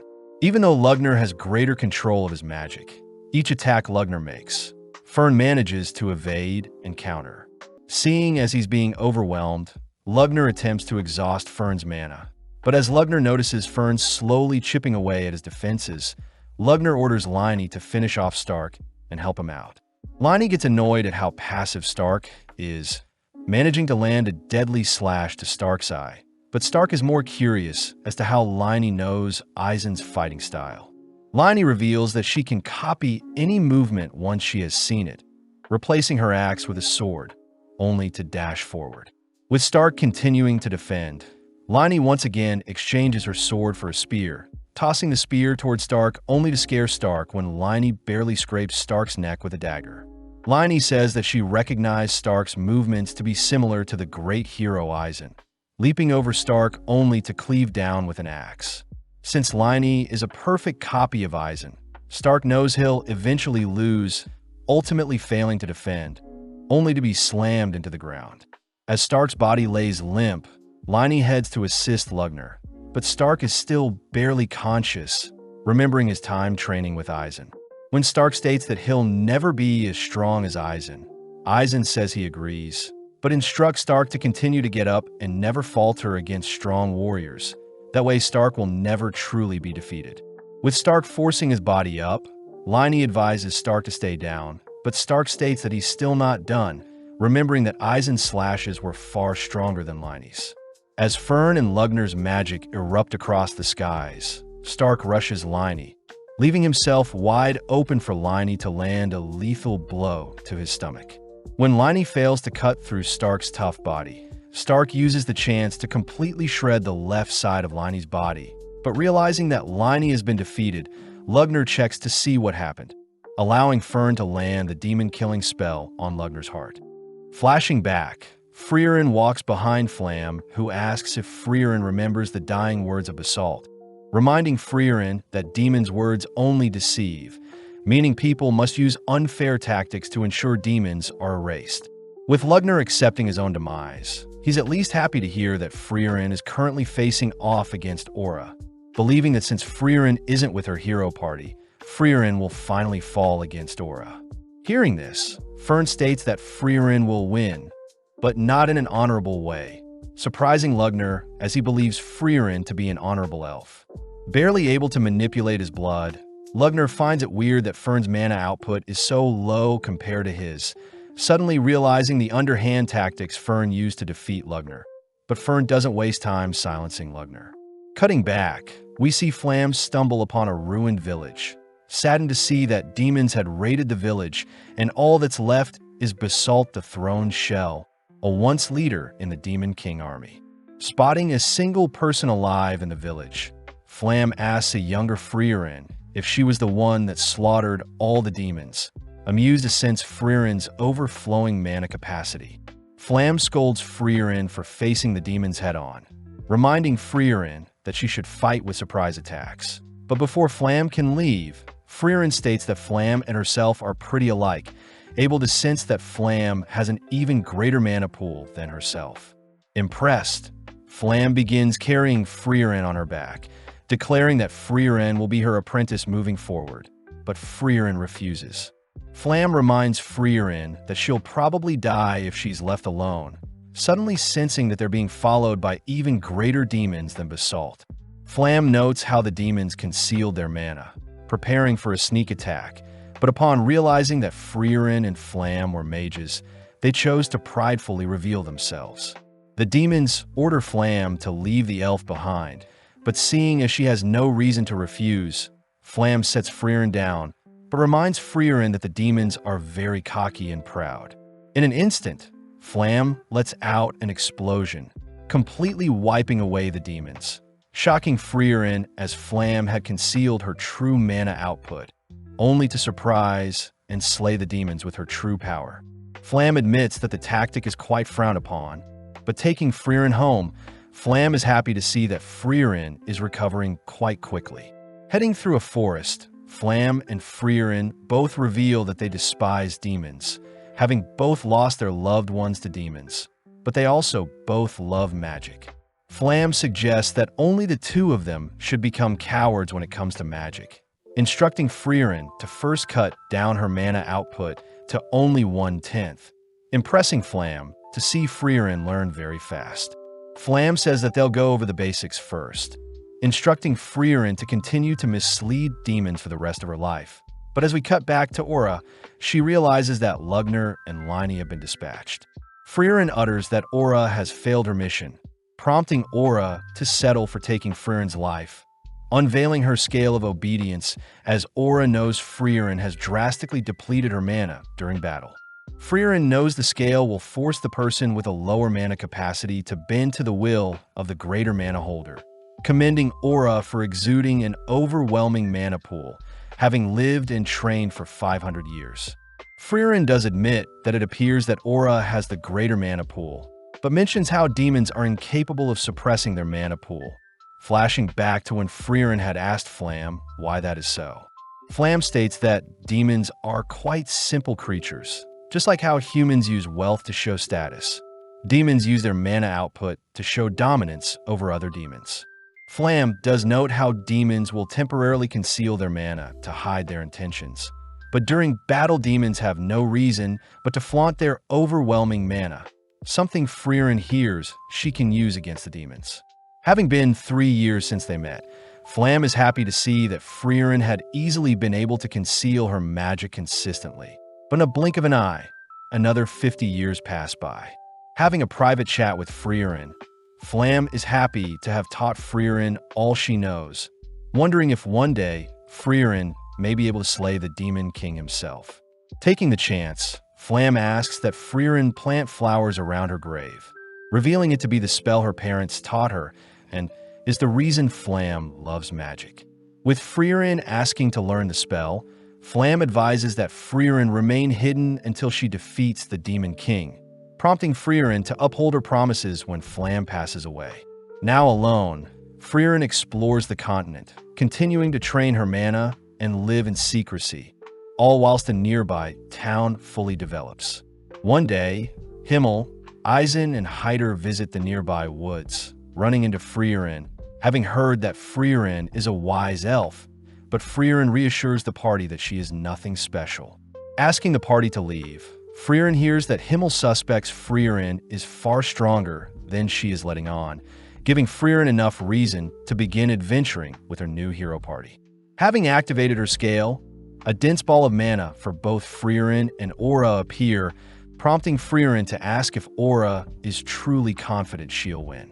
Smirking, Aura recounts how Freeren had only made a name for herself 80 years ago alongside the hero party, scoffing at Freeren's shameful mana output as it has remained the same since they last met. With Aura's mana ultimately tipping the scale in her favor, Aura prepares to sever Freeren's head, but strangely, the scale begins to tip in Freeren's favor. Freeren takes the chance to point out how simple-minded Aura is, revealing that she had been concealing her mana all this time, shocking Aura as she calls Freeren's bluff. Freeren praises her master Flam for teaching her such a tactic, scaring Aura, as although Aura has lived for 500 years, Freeren has lived for over 1,000, finally unleashing her true monstrous mana output. Horrified to have been deceived, Aura ultimately is forced to yield to Freeren's commands, ordered to take her own life as Freeren leaves the scene. Returning by sunrise, Freeren prays for the fallen soldiers who are finally free from their eternal curse. Meeting up with Fern and Stark, happy to report that Freeren has been excused of all crimes. As Graf thanks Freeren for preserving the bodies of the past heroes, Freeren explains that Himmel had instructed Freeren to treat the dead with respect, but Freeren also congratulates Fern and Stark for successfully defeating powerful demons. Graf asks for a burial for all the fallen, only to spot a familiar-looking pendant, grateful to Freeren for preserving what was left of his son. As a reward, Graf agrees to give Freeren with anything of her choosing, surprised to hear that Freeren simply wants the grimoire Flam, the mage left behind detailing the town's barrier. Luckily, both Freeren and Graf agree that the grimoire is a fake, but Freeren could care less, prompting Graf to ask that Freeren be more casual around him. Freeren says she prefers not to, as in the past Himmel and Eisen were almost executed for speaking rudely to royalty. But this reminds Stark that Graf had threatened to execute him for speaking casually earlier, comedically fainting at the sight of a lumberjack appearing in the room. Luckily, Graf reassures everyone that he doesn't take offense to being addressed casually, reminding Freeren and her party that the town knows of their heroic feats and wants to celebrate their accomplishments. With Fern levitating Stark's unconscious body through town, the gang end up spending some time in town, rewarded and praised for their accomplishments, only to attend an official funeral for the fallen. Having spent enough time in town, Freeren and her party begin heading out, escorted by Graf himself, warning Freeren that their next destination with the Northern Plateau is quite dangerous. Graf asks if Freeren's party houses a first-class mage, a mage that has received a certification award from the Continental Magic Association, leading Fern to show off her third-class mage certificate. Fern asks why Freeren hasn't acquired her certificate yet. But Freeren states she's too lazy to constantly update her rank, especially since the association changes every few years.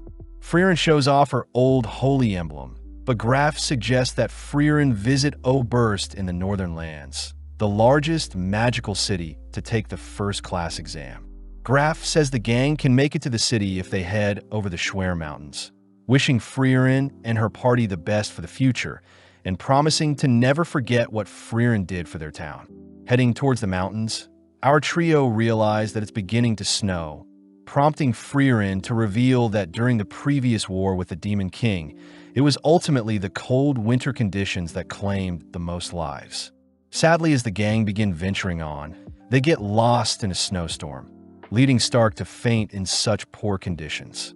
Knowing that he'll be blown away with transportation magic, Fern is forced to drag Stark along, all heading towards an emergency shelter at the foot of the mountain. Relieved to see the shelter still standing, Freeren opens the door to a strange man exercising whilst half-naked, terrifying Fern as she is afraid the man is a pervert.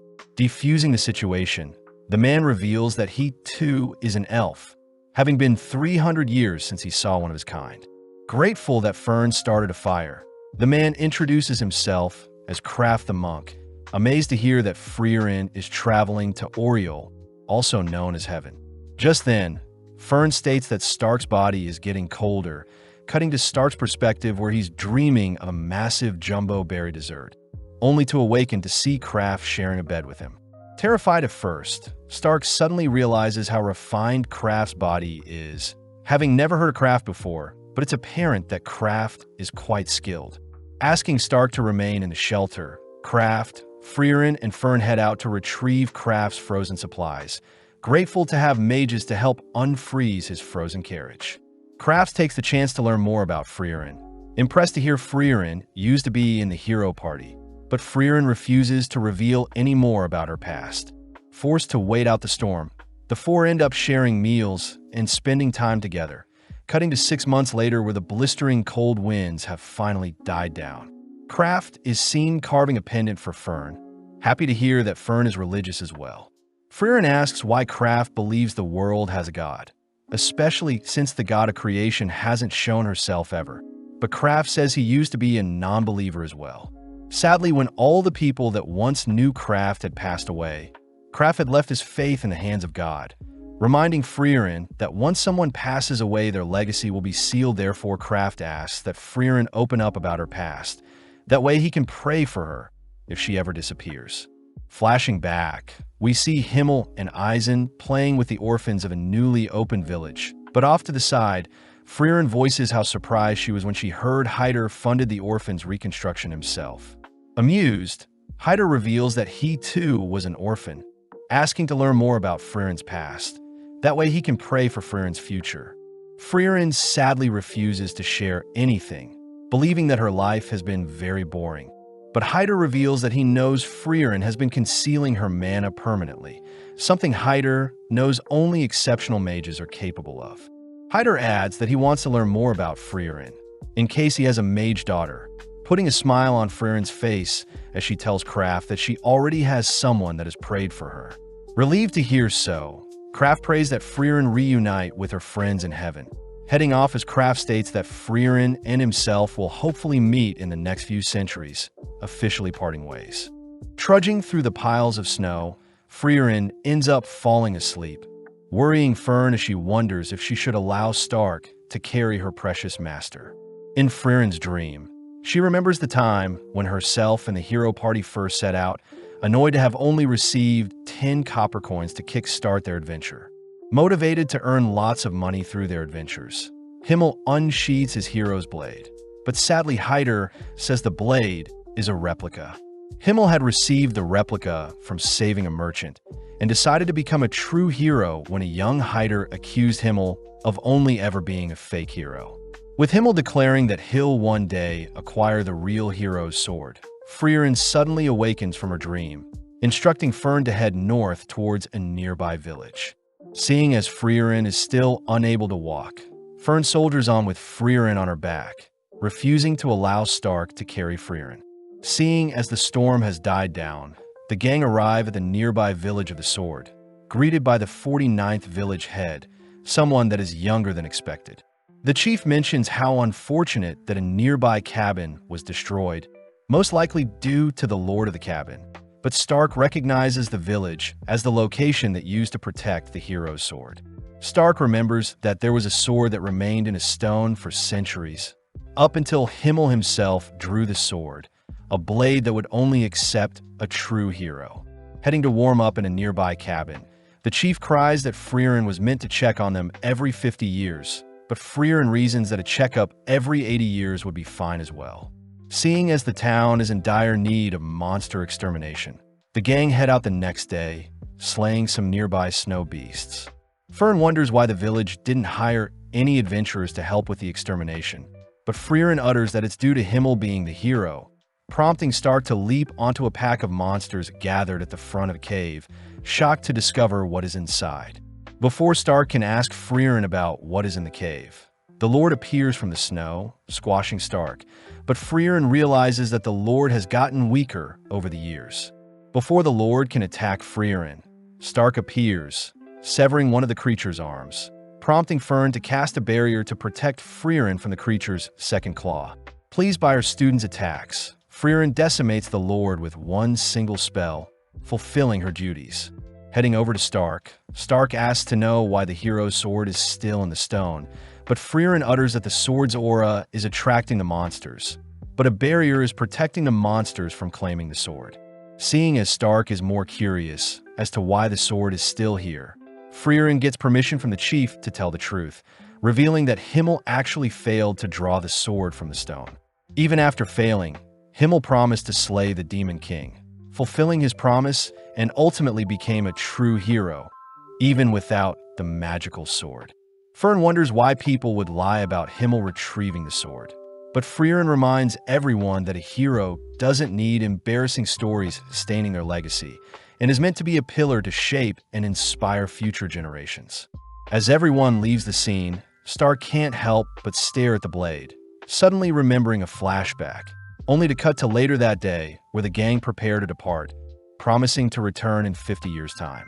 Deciding to head to a more thriving village, Freeren gives everyone permission to do as they please after checking in, leading Fern to invite Freeren to go shopping with her, but Freeren declines, wanting to spend the day reading her grimoire.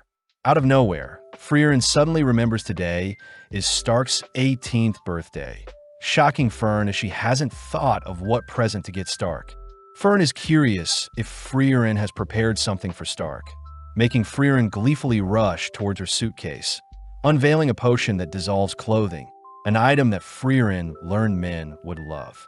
Annoyed, Fern dumps the potion all over Freeren, storming off at how disgusting Freeren's present was.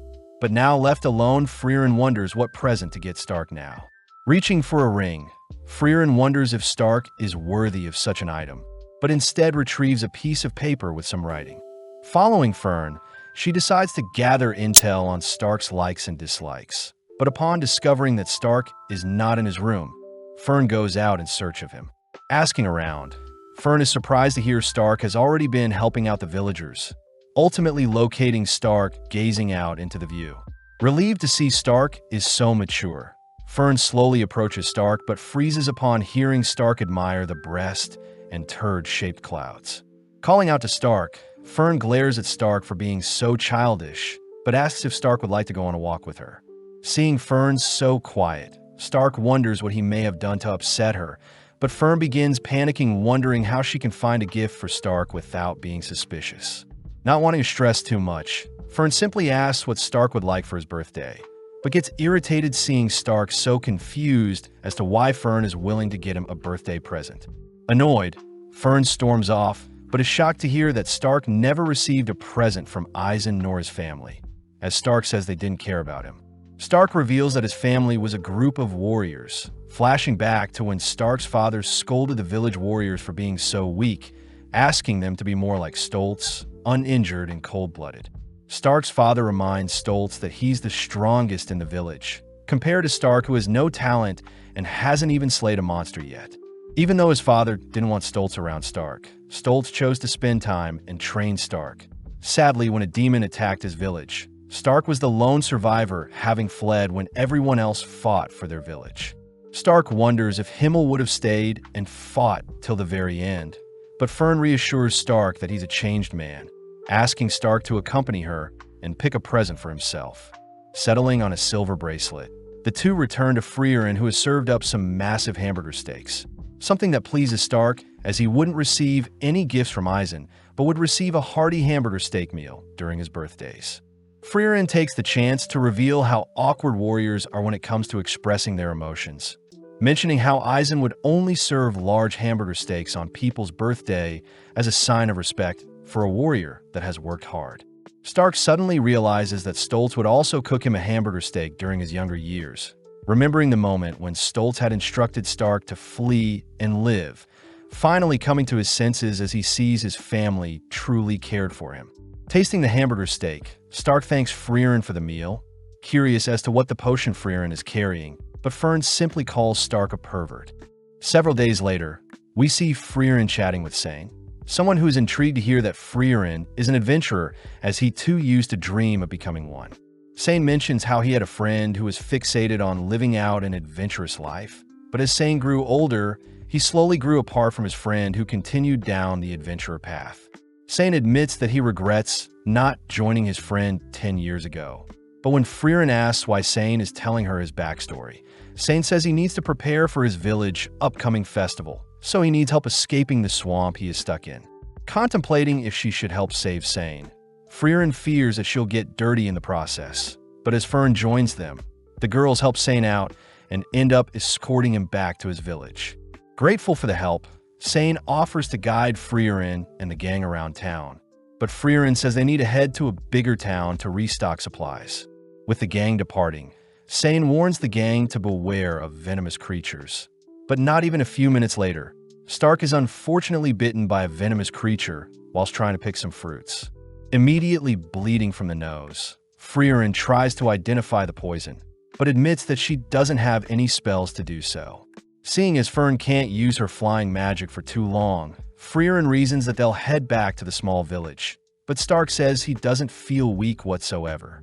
Freeren does mention that Eisen used to brush off various poisonous arrows all the time, but upon hearing that 20% of adventurers pass away due to poison, Freeren and Fern rush Stark to the nearby village. Having made it to a nearby church, the father of the church sadly reports that he can't save Stark, calling out to see if his brother could help. Revealed to be the man from earlier, Sane recognizes Freeren and her party, instantly curing Stark of his poison. Having returned the favor for rescuing him earlier, Sane heads out to help out at the plaza, but Freeren is curious as to who Sane is. Freeren notes how Sane's brother has been recognized as an outstanding priest by the royal capital and given a necklace to prove so. And even he couldn't cure Stark's poison, but for some reason Sane nonchalantly could. Sane's brother recognizes Sane to be a genius, revealing that he knows about Freeren, having been gifted the necklace by Hyder himself. Sane's brother notes how Sane's spark has left him ever since he became a priest, but wanting Sane to live a more fulfilling life. Sane's brother asks if Freeren would be willing to take Sane on their adventures. Having a team meeting, Stark is all for having a priest accompany them, but seeing as Freeren and Fern are hesitant on the idea, Stark takes matters into his own hands, heading to invite Sane to their party. Upon heading downstairs, Stark spots Sane indulging in some alcohol, smoking, and gambling. Ironic since Sane is meant to be a pure priest, but Sane gets intrigued hearing Stark invite him on their adventures, agreeing to join Freeren's party if Stark can beat him at gambling. As Freeren enjoys her nap, Fern suddenly wakes Freeren up, having heard Stark cry for help. But as they rush outside, they spot a naked Stark along with a naked Sane, both robbed of their belongings by some elders in the village. Sane takes the chance to refuse Stark's offer to join Freeren's party, knowing that it's already too late for someone like him. But this reminds Freeren of the time when Himmel had asked Freeren to join their hero party. Having also refused the invitation, Freeren had told Himmel that she wasn't qualified and scared of fighting the Demon King since she had stopped slaying demons for 500 years. But remembering Himmel's words, Freeren orders Sane that he still has the choice to change his future. With Sane still refusing to join, Freeren admits that she despises Sane, but that is also the reason why Freeren will be forcing Sane to join them. At the same time, Fern manages to retrieve the boys' items from the elders, returning Stark and Sane's items, only to storm off. Having another meeting, Fern voices how disgusting it is that people gamble, but Freeren does admit that Sane has the chops to become an adventurer. Spending some more time in town, our trio helps set up for the Harvest Festival, spending more time with Sane, all whilst he thinks about how Freeren and her party really resemble his adventurer friend. Sane thinks about how his friend had promised to return 7 years ago. But as Freeren and her party ask Sane's brother for what may convince Sane to join them, Sane's brother does mention how Sane prefers older women. Spotting Sane nearby, Freeren announces herself as an older woman, having lived over 1,000 years, but Sane states that Freeren's features don't attract him whatsoever. Having no choice, Freeren unveils her secret seduction technique, blowing a kiss for Sane, but Sane gets weirded out. Shocked to see that Fern and Stark have been seduced, they learn that Freeren's kiss had once knocked out Himmel, but having had enough, Sane states that he refuses to join their party. Freeren tries bringing up Sane's friend as a way to convince Sane, but Sane states that his friend is probably dead by now, having gone missing for 10 years already. Freeren tells Sane to travel and confirm if his friend is truly dead or not, advising Sane to live his life wisely. That way he won't have any more regrets. Sadly, Sane reveals the final reason he can't leave the village is because he doesn't want to leave his older brother. Sane mentions how he overheard his brother's conversation with Hyder, having been offered a position for Sane and his brother to move to the holy capital, but Sane's brother had refused as he didn't want to leave the village their deceased parents raised them in. Since Sane's brother refuses to leave the village, Sane states that he won't as well, but hearing how Sane truly feels, Sane's brother slaps Sane, reminding Sane to chase after his dreams and live a life with no regrets. That evening, whilst our trio are fishing, Sane reports to Freeren that he's patched things up with his brother, agreeing to go on an adventure and search for his friend. But this means that Sane will only accompany our trio for a fraction of their journey.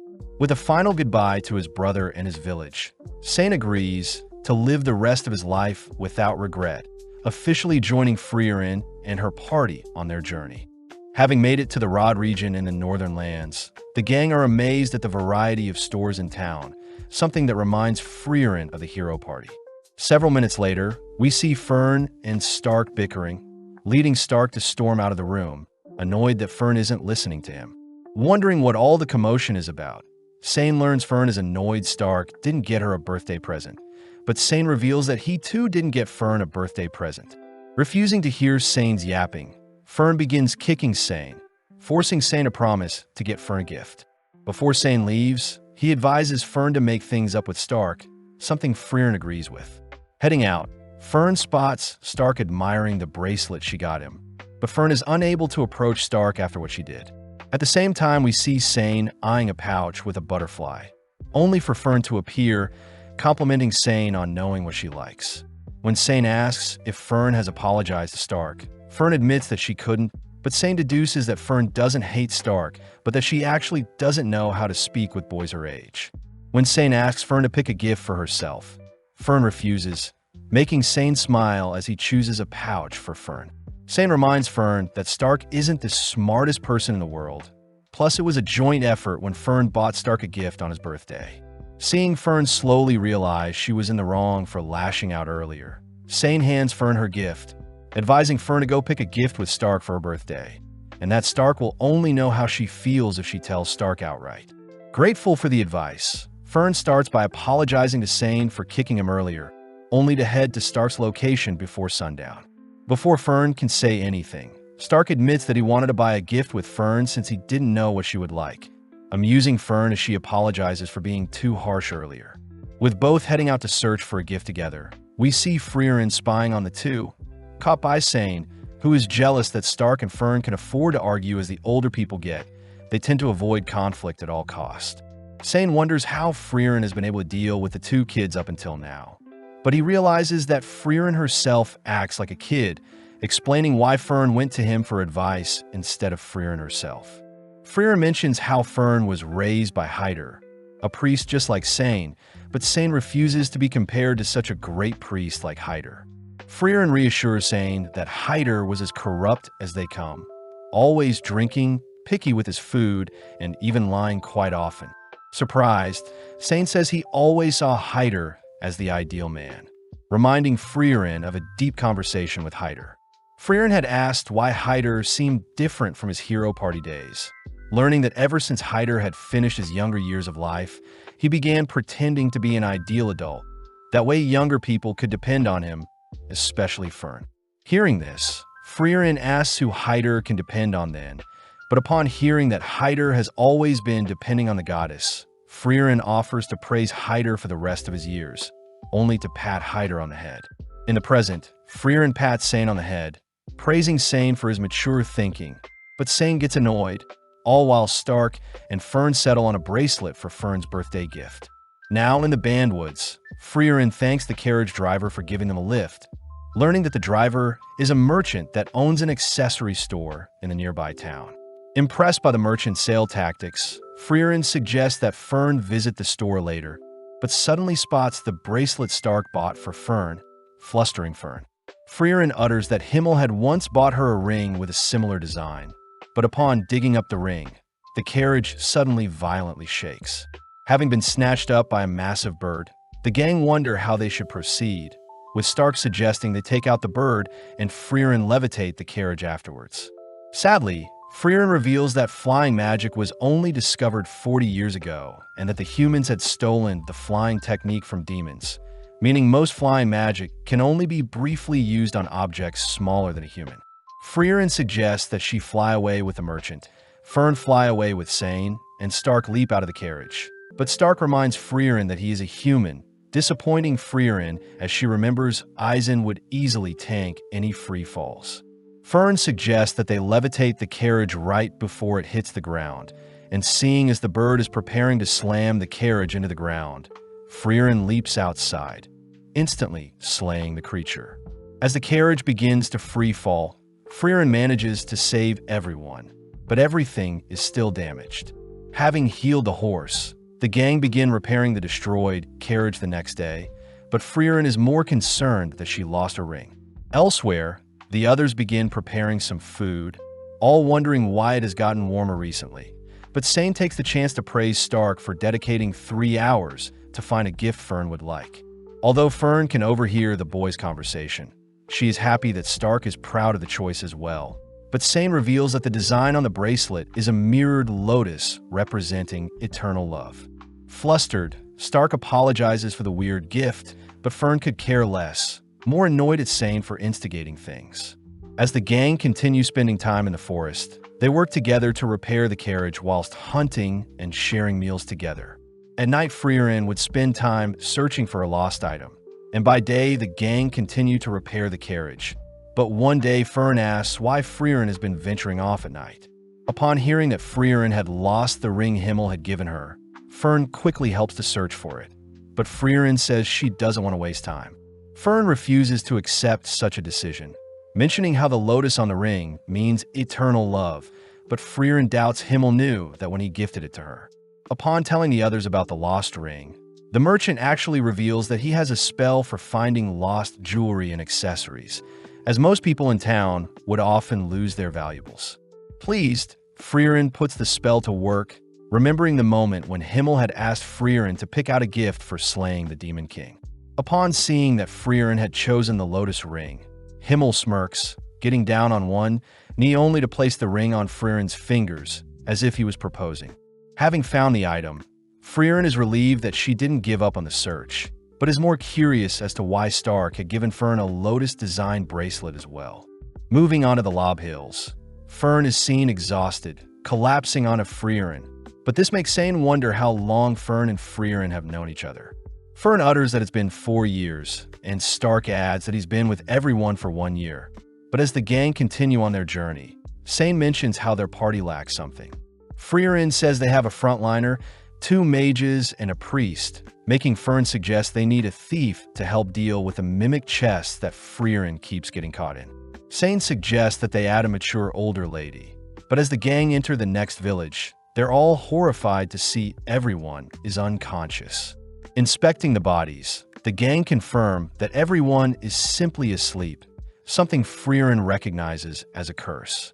Freeren explains that curses are spells cast by monsters and demons, with the most well-known ones being turning people into stone and putting them to sleep, magic that humans aren't able to unravel.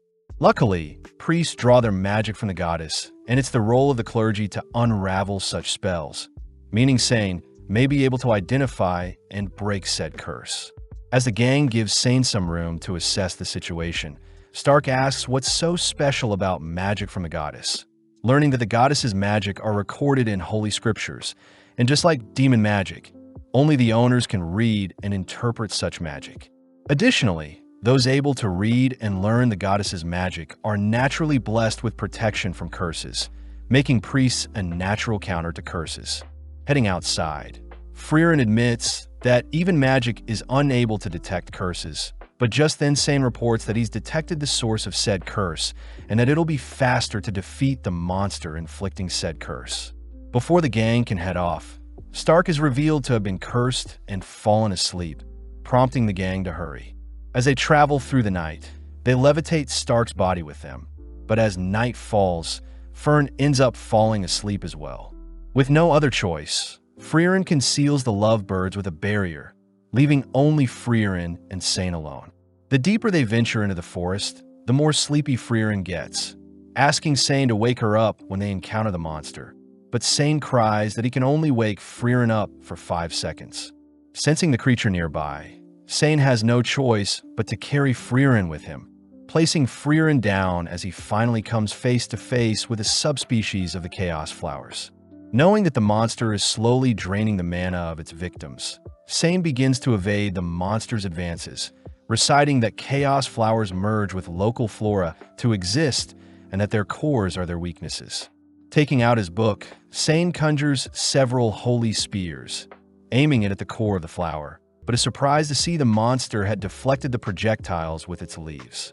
Wondering if he should awaken Freeren to help, Sane fears that 5 seconds won't be enough to explain the situation, fearing that if the flower deflected one of Freeren's powerful spells, the whole surrounding village would be wiped out.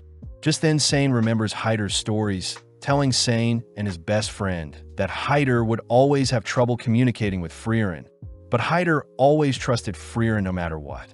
Choosing to bet everything he can on these next 5 seconds, Sane breaks Freeren from the sleeping curse. But before Sane can explain the situation, Freeren instantly shoots down the monster with a single spell. The next morning, Stark awakens next to Fern, all heading back to the village, only to be praised for saving them. As the gang head off, Sane admits how amazing Freeren was, having known instantly what type of monster it was and how to defeat it. Freeren takes the chance to praise Sane for trusting her, finally making it to the halfway point of Vorig, where their next goal is Oberst. Out of nowhere, a noble appears, inspecting and praising Stark's body only to take the four to his mansion. Recognizing the noble as Lord Ordin, Freeren asks that Ordin not do as he pleases, revealing that she knows the Ordin family is one of the 3 great families in the Northern Land, and that Ordin's grandfather was impulsive like Ordin himself. Seeing as Ordin is quite stubborn, Freeren attempts to leave, but upon hearing that they are low on funds, Freeren agrees to hear what Ordin is offering. As they walk through the mansion, Ordin asks where Stark is from, but upon hearing that Stark is a warrior from the Klee region, Ordin reveals that his family originates from the same village. Showing a picture of his son, Wirt, Ordin says that Stark looks exactly like Wirt, the heir and hero of the city. When Freeren asks to know what Ordin wants, Ordin reveals that his son had passed away whilst fighting a demon, giving his life to ensure the demon was defeated. Ordin says only Gable the butler and a few others know of Wirt's death, and that he would like Stark to stall and keep up the town's morale as they rebuild their city's army. Ordin states that there will be a party 3 months from today that he wants Stark to attend, offering to pay Freeren 10 straw gold coins and any grimoire of her choosing if Stark accepts. With no other choice, Gable begins teaching Stark the proper etiquette, all while Sane drinks out and the girls enjoy tasty snacks.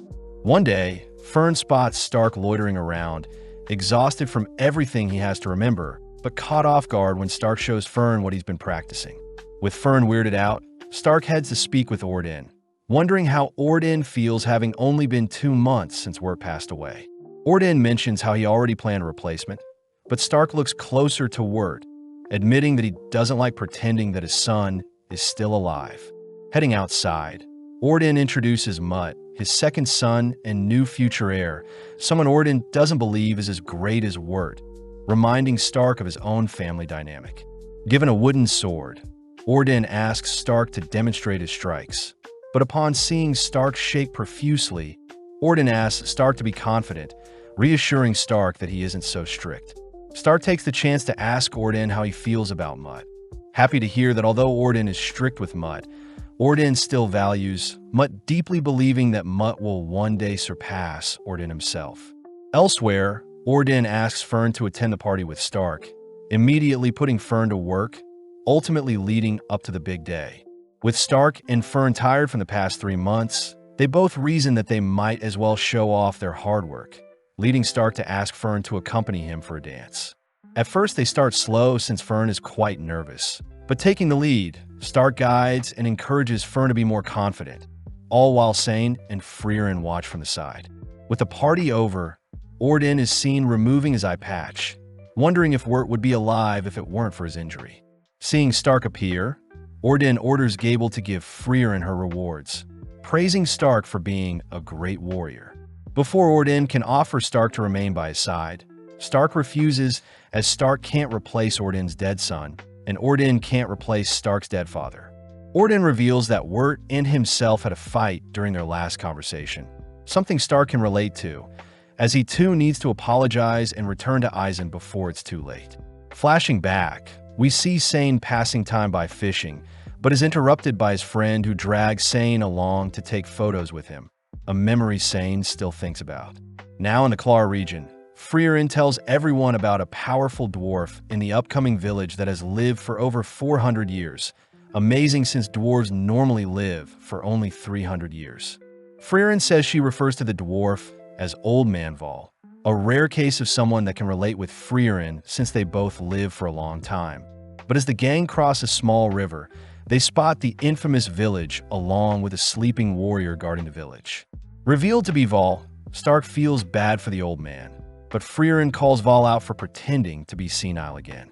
Out of nowhere, Stark is suddenly struck, falling onto his knees as Vol warns Stark to always be cautious of everything he sees, as Vol could have easily taken off Stark's leg if he tried. With Vol inviting everyone into the village, Freeren orders Stark to remain behind and train with Vol, given a tour by one of the villagers. As Fern and Sane help the villagers harvest some crops, the villager mentions how he's never seen Vol so happy, having believed him to be only a senile old man. But the villager did mention how Vol chose to protect and remain in the village even after all this time. With the gang spending some more time with Vol, a week passes by in an instant, pleasing Freeren as Stark has improved quite a lot since training with Volume. Freeren reveals that Vol was the reason Freeren chose to learn more about Himmel and the Hero Party, cutting to the past when Himmel had asked Vol why he had stayed and protected the village for so long. Vol mentions how his wife was a human and that he's simply protecting the village to retain any memory Vol has of his wife, something Himmel finds admirable. Thanking Himmel for his kind words, Vol promises to remember the Hero Party once they've defeated the Demon King and have passed away, but Himmel reassures Vol that Freeren and Eisen will be the ones to continue their legacy even after passing. In the present, Vol asks Freeren if she remembers the faces and voices of her Hero Party, but Freeren gets offended, stating that Himmel is the reason she has begun to change. Hearing Vol utter that he has forgotten his wife's face and voice, Freeren calls Vol out for joking around, mentioning how her party will be heading to Oriole near the Demon King's castle. Pleased, Vol gets excited that Freeren is finally going off to defeat the Demon King. But this surprises Freeren as she wants to tell Vol that the Demon King has already been defeated, but holds back not wanting to disturb Vol's peace. With a final farewell to Vol, the gang continue on their path, occasionally stopping so Sane can ask around for his friend's whereabouts. Stark is impressed that people still remember the name of Sane's friend, even after 10 years, but Sane mentions how his friend went by Guerrilla Warrior, a memorable title. With a mere bridge separating the gang from reaching the magical city of Oberst, the gang choose to rest first at a nearby village, excited to hear that Gorilla Man did indeed help defeat a demon in the village, but only a stubborn old woman may remember where Gorilla Man did after. Upon visiting the older woman, the woman refuses to give the gang info on Gorilla Man for free, starting off by having the party run several errands that take up several hours. Once the gang has wrapped up and reported back to the older woman, she finally agrees to give the gang their final task, and only after will she give them the information they want. Heading to some old statues, the woman mentions how she recognizes Sane, but upon seeing the old statues, the gang hear that the statue honors two forgotten heroes. Realizing one of them to be Kraft, Sane suddenly remembers a time when Hyder had shown the younger versions of Sane and Gorilla Man a similar statue, warning that everyone's legacy will eventually fade and be forgotten. From that moment on, Sane's friend had claimed the name of Gorilla Man, and Sane was given the title of Goatee Priest. Having helped clean up the statue, the old lady reveals that Gorilla Man also helped clean the statues a long time ago, even speaking quite highly of Sane. As the gang begin heading off, Freeren realizes Sane knows where his friend is, believing his friend is in the opposite direction of Oberst, making Sane struggle to decide what to do. Conflicted on what he should do, Sane reminds himself that he's on the journey to look for his friend, but seeing as they need more time, the gang spend the night in town. With Fern and Sane heading out to retrieve firewood and food, Fern and Stark share a moment when Fern teases Stark with her cold hands, but the gang get worried seeing snowfall. The next day, the town is consumed by a blizzard, meaning they won't be able to proceed with their adventure until the blizzard dies down. Luckily, Freeren knows that there's a magic store with a shady shopkeeper, mentioning there could be a possibility for legendary spells. Since they'll be staying in town for a month, Sane gets quite relieved, getting to share meals and spend time with Freeren and the others. With several days already passing by, Sane is seen drinking with one of the village elders, realizing that he's been spending time away from Freeren and the others. At that moment, Freeren appears, asking if Sane can mediate an argument between Fern and Stark. Upon checking up on the two, Sane and Freeren ask why Fern is angry with Stark, but seeing as they aren't getting anywhere, Sane chooses to speak with Stark privately. Stark reveals that he was simply paying Fern back for the time when she placed her cold hands on Stark's face. But when he did it to Fern, Fern got mad at him. Seeing as Stark and Fern are having another simple disagreement, Sane asks Stark to simply apologize and tell Fern what his true intentions were.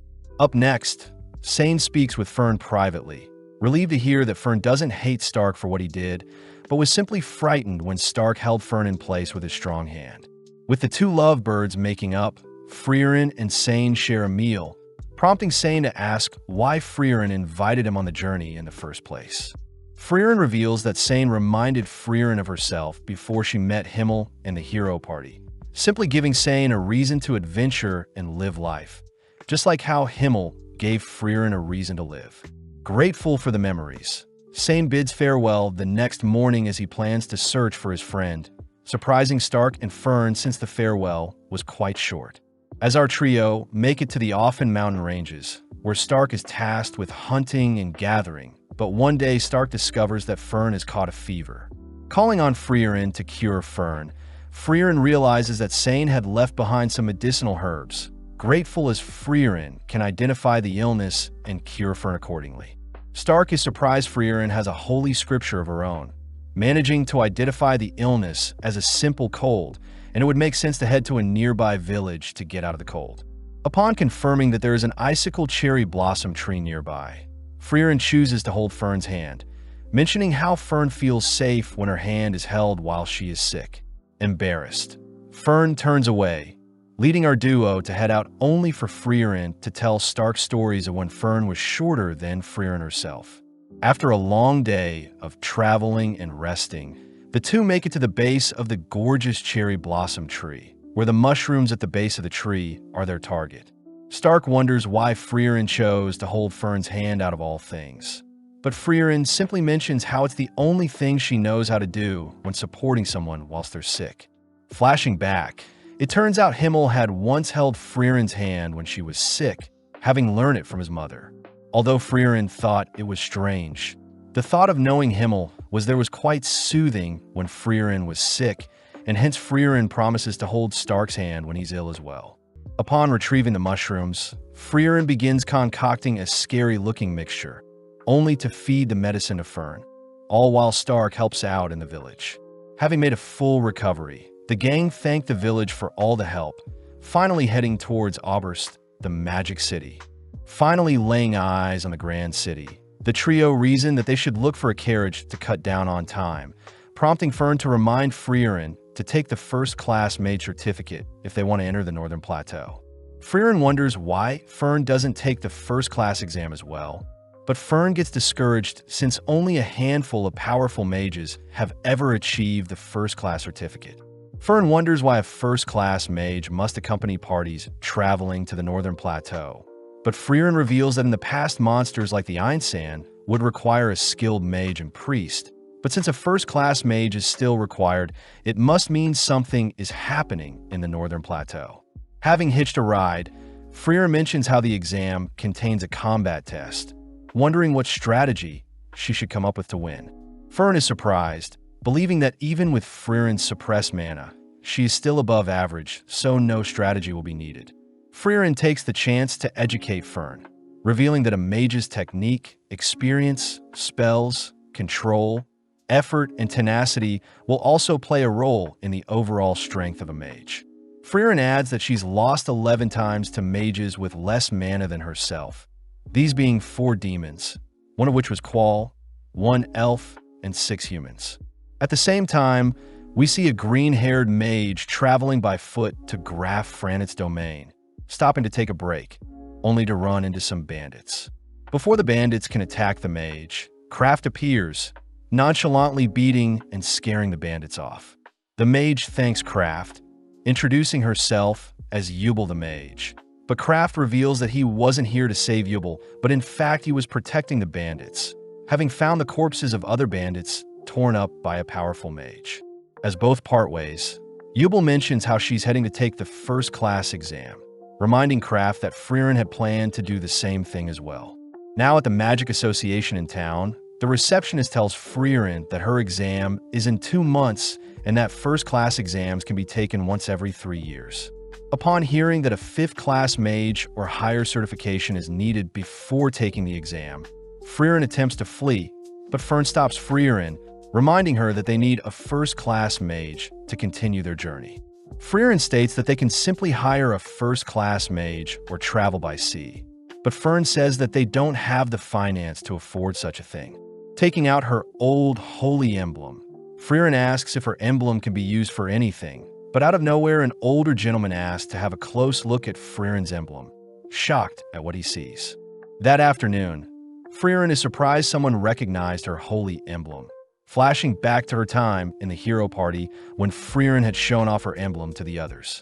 Sad to see that her party also doesn't know what the emblem symbolizes, but both the hero party and her current party remind Freeren that they have no doubt that Freeren is an incredible mage.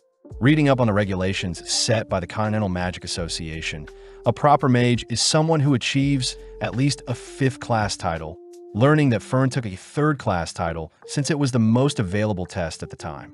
Freeren reads that there are 600 mages with at least a 5th-class title, but including apprentices from the 6th to the 9th class, there are 2,000 mages.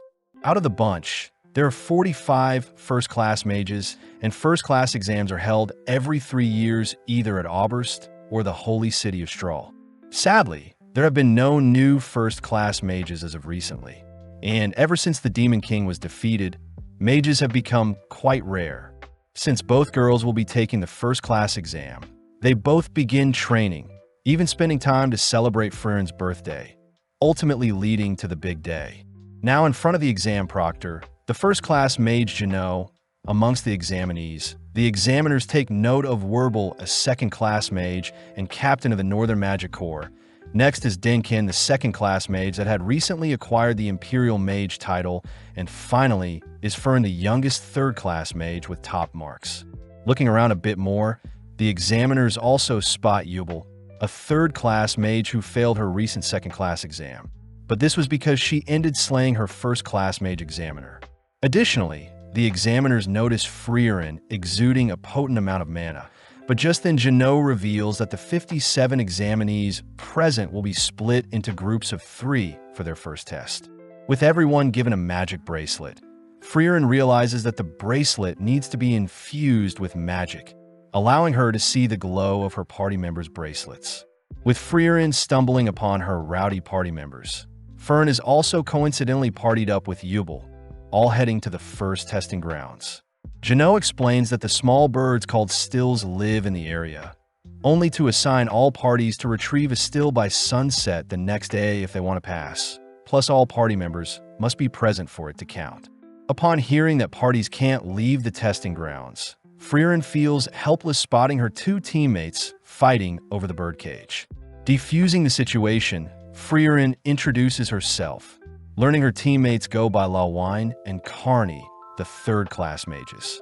Carney mentions how Lawine and herself go way back, but they both admit they've never encountered a still before, all 3 reasoning they should all focus up to track down a still. With Carney and Lawine continuing to bicker and fight, Carney gets exhausted, forcing the girls to rest for a bit. Seeing as they're wasting time, Lawine suggests that she continues to search alone, learning that Lawine is stronger than Carney, but Lawine admits that she doesn't compare to Freeren. With Freeren advising that Lawine watch the skies, Freeren takes a breather, but Carney wonders why Freeren asked Lawine to watch the skies. Freeren wonders if Carney struggles to detect mana, but suddenly Lawine appears, reporting that she's found a still.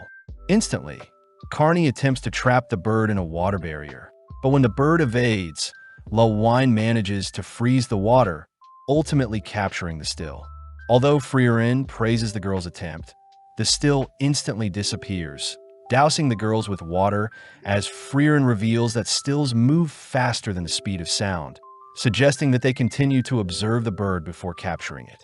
Spending more time together, Carney and Lawine continue to argue, and sadly they fail to capture a single still, but they choose to set up camp as night falls.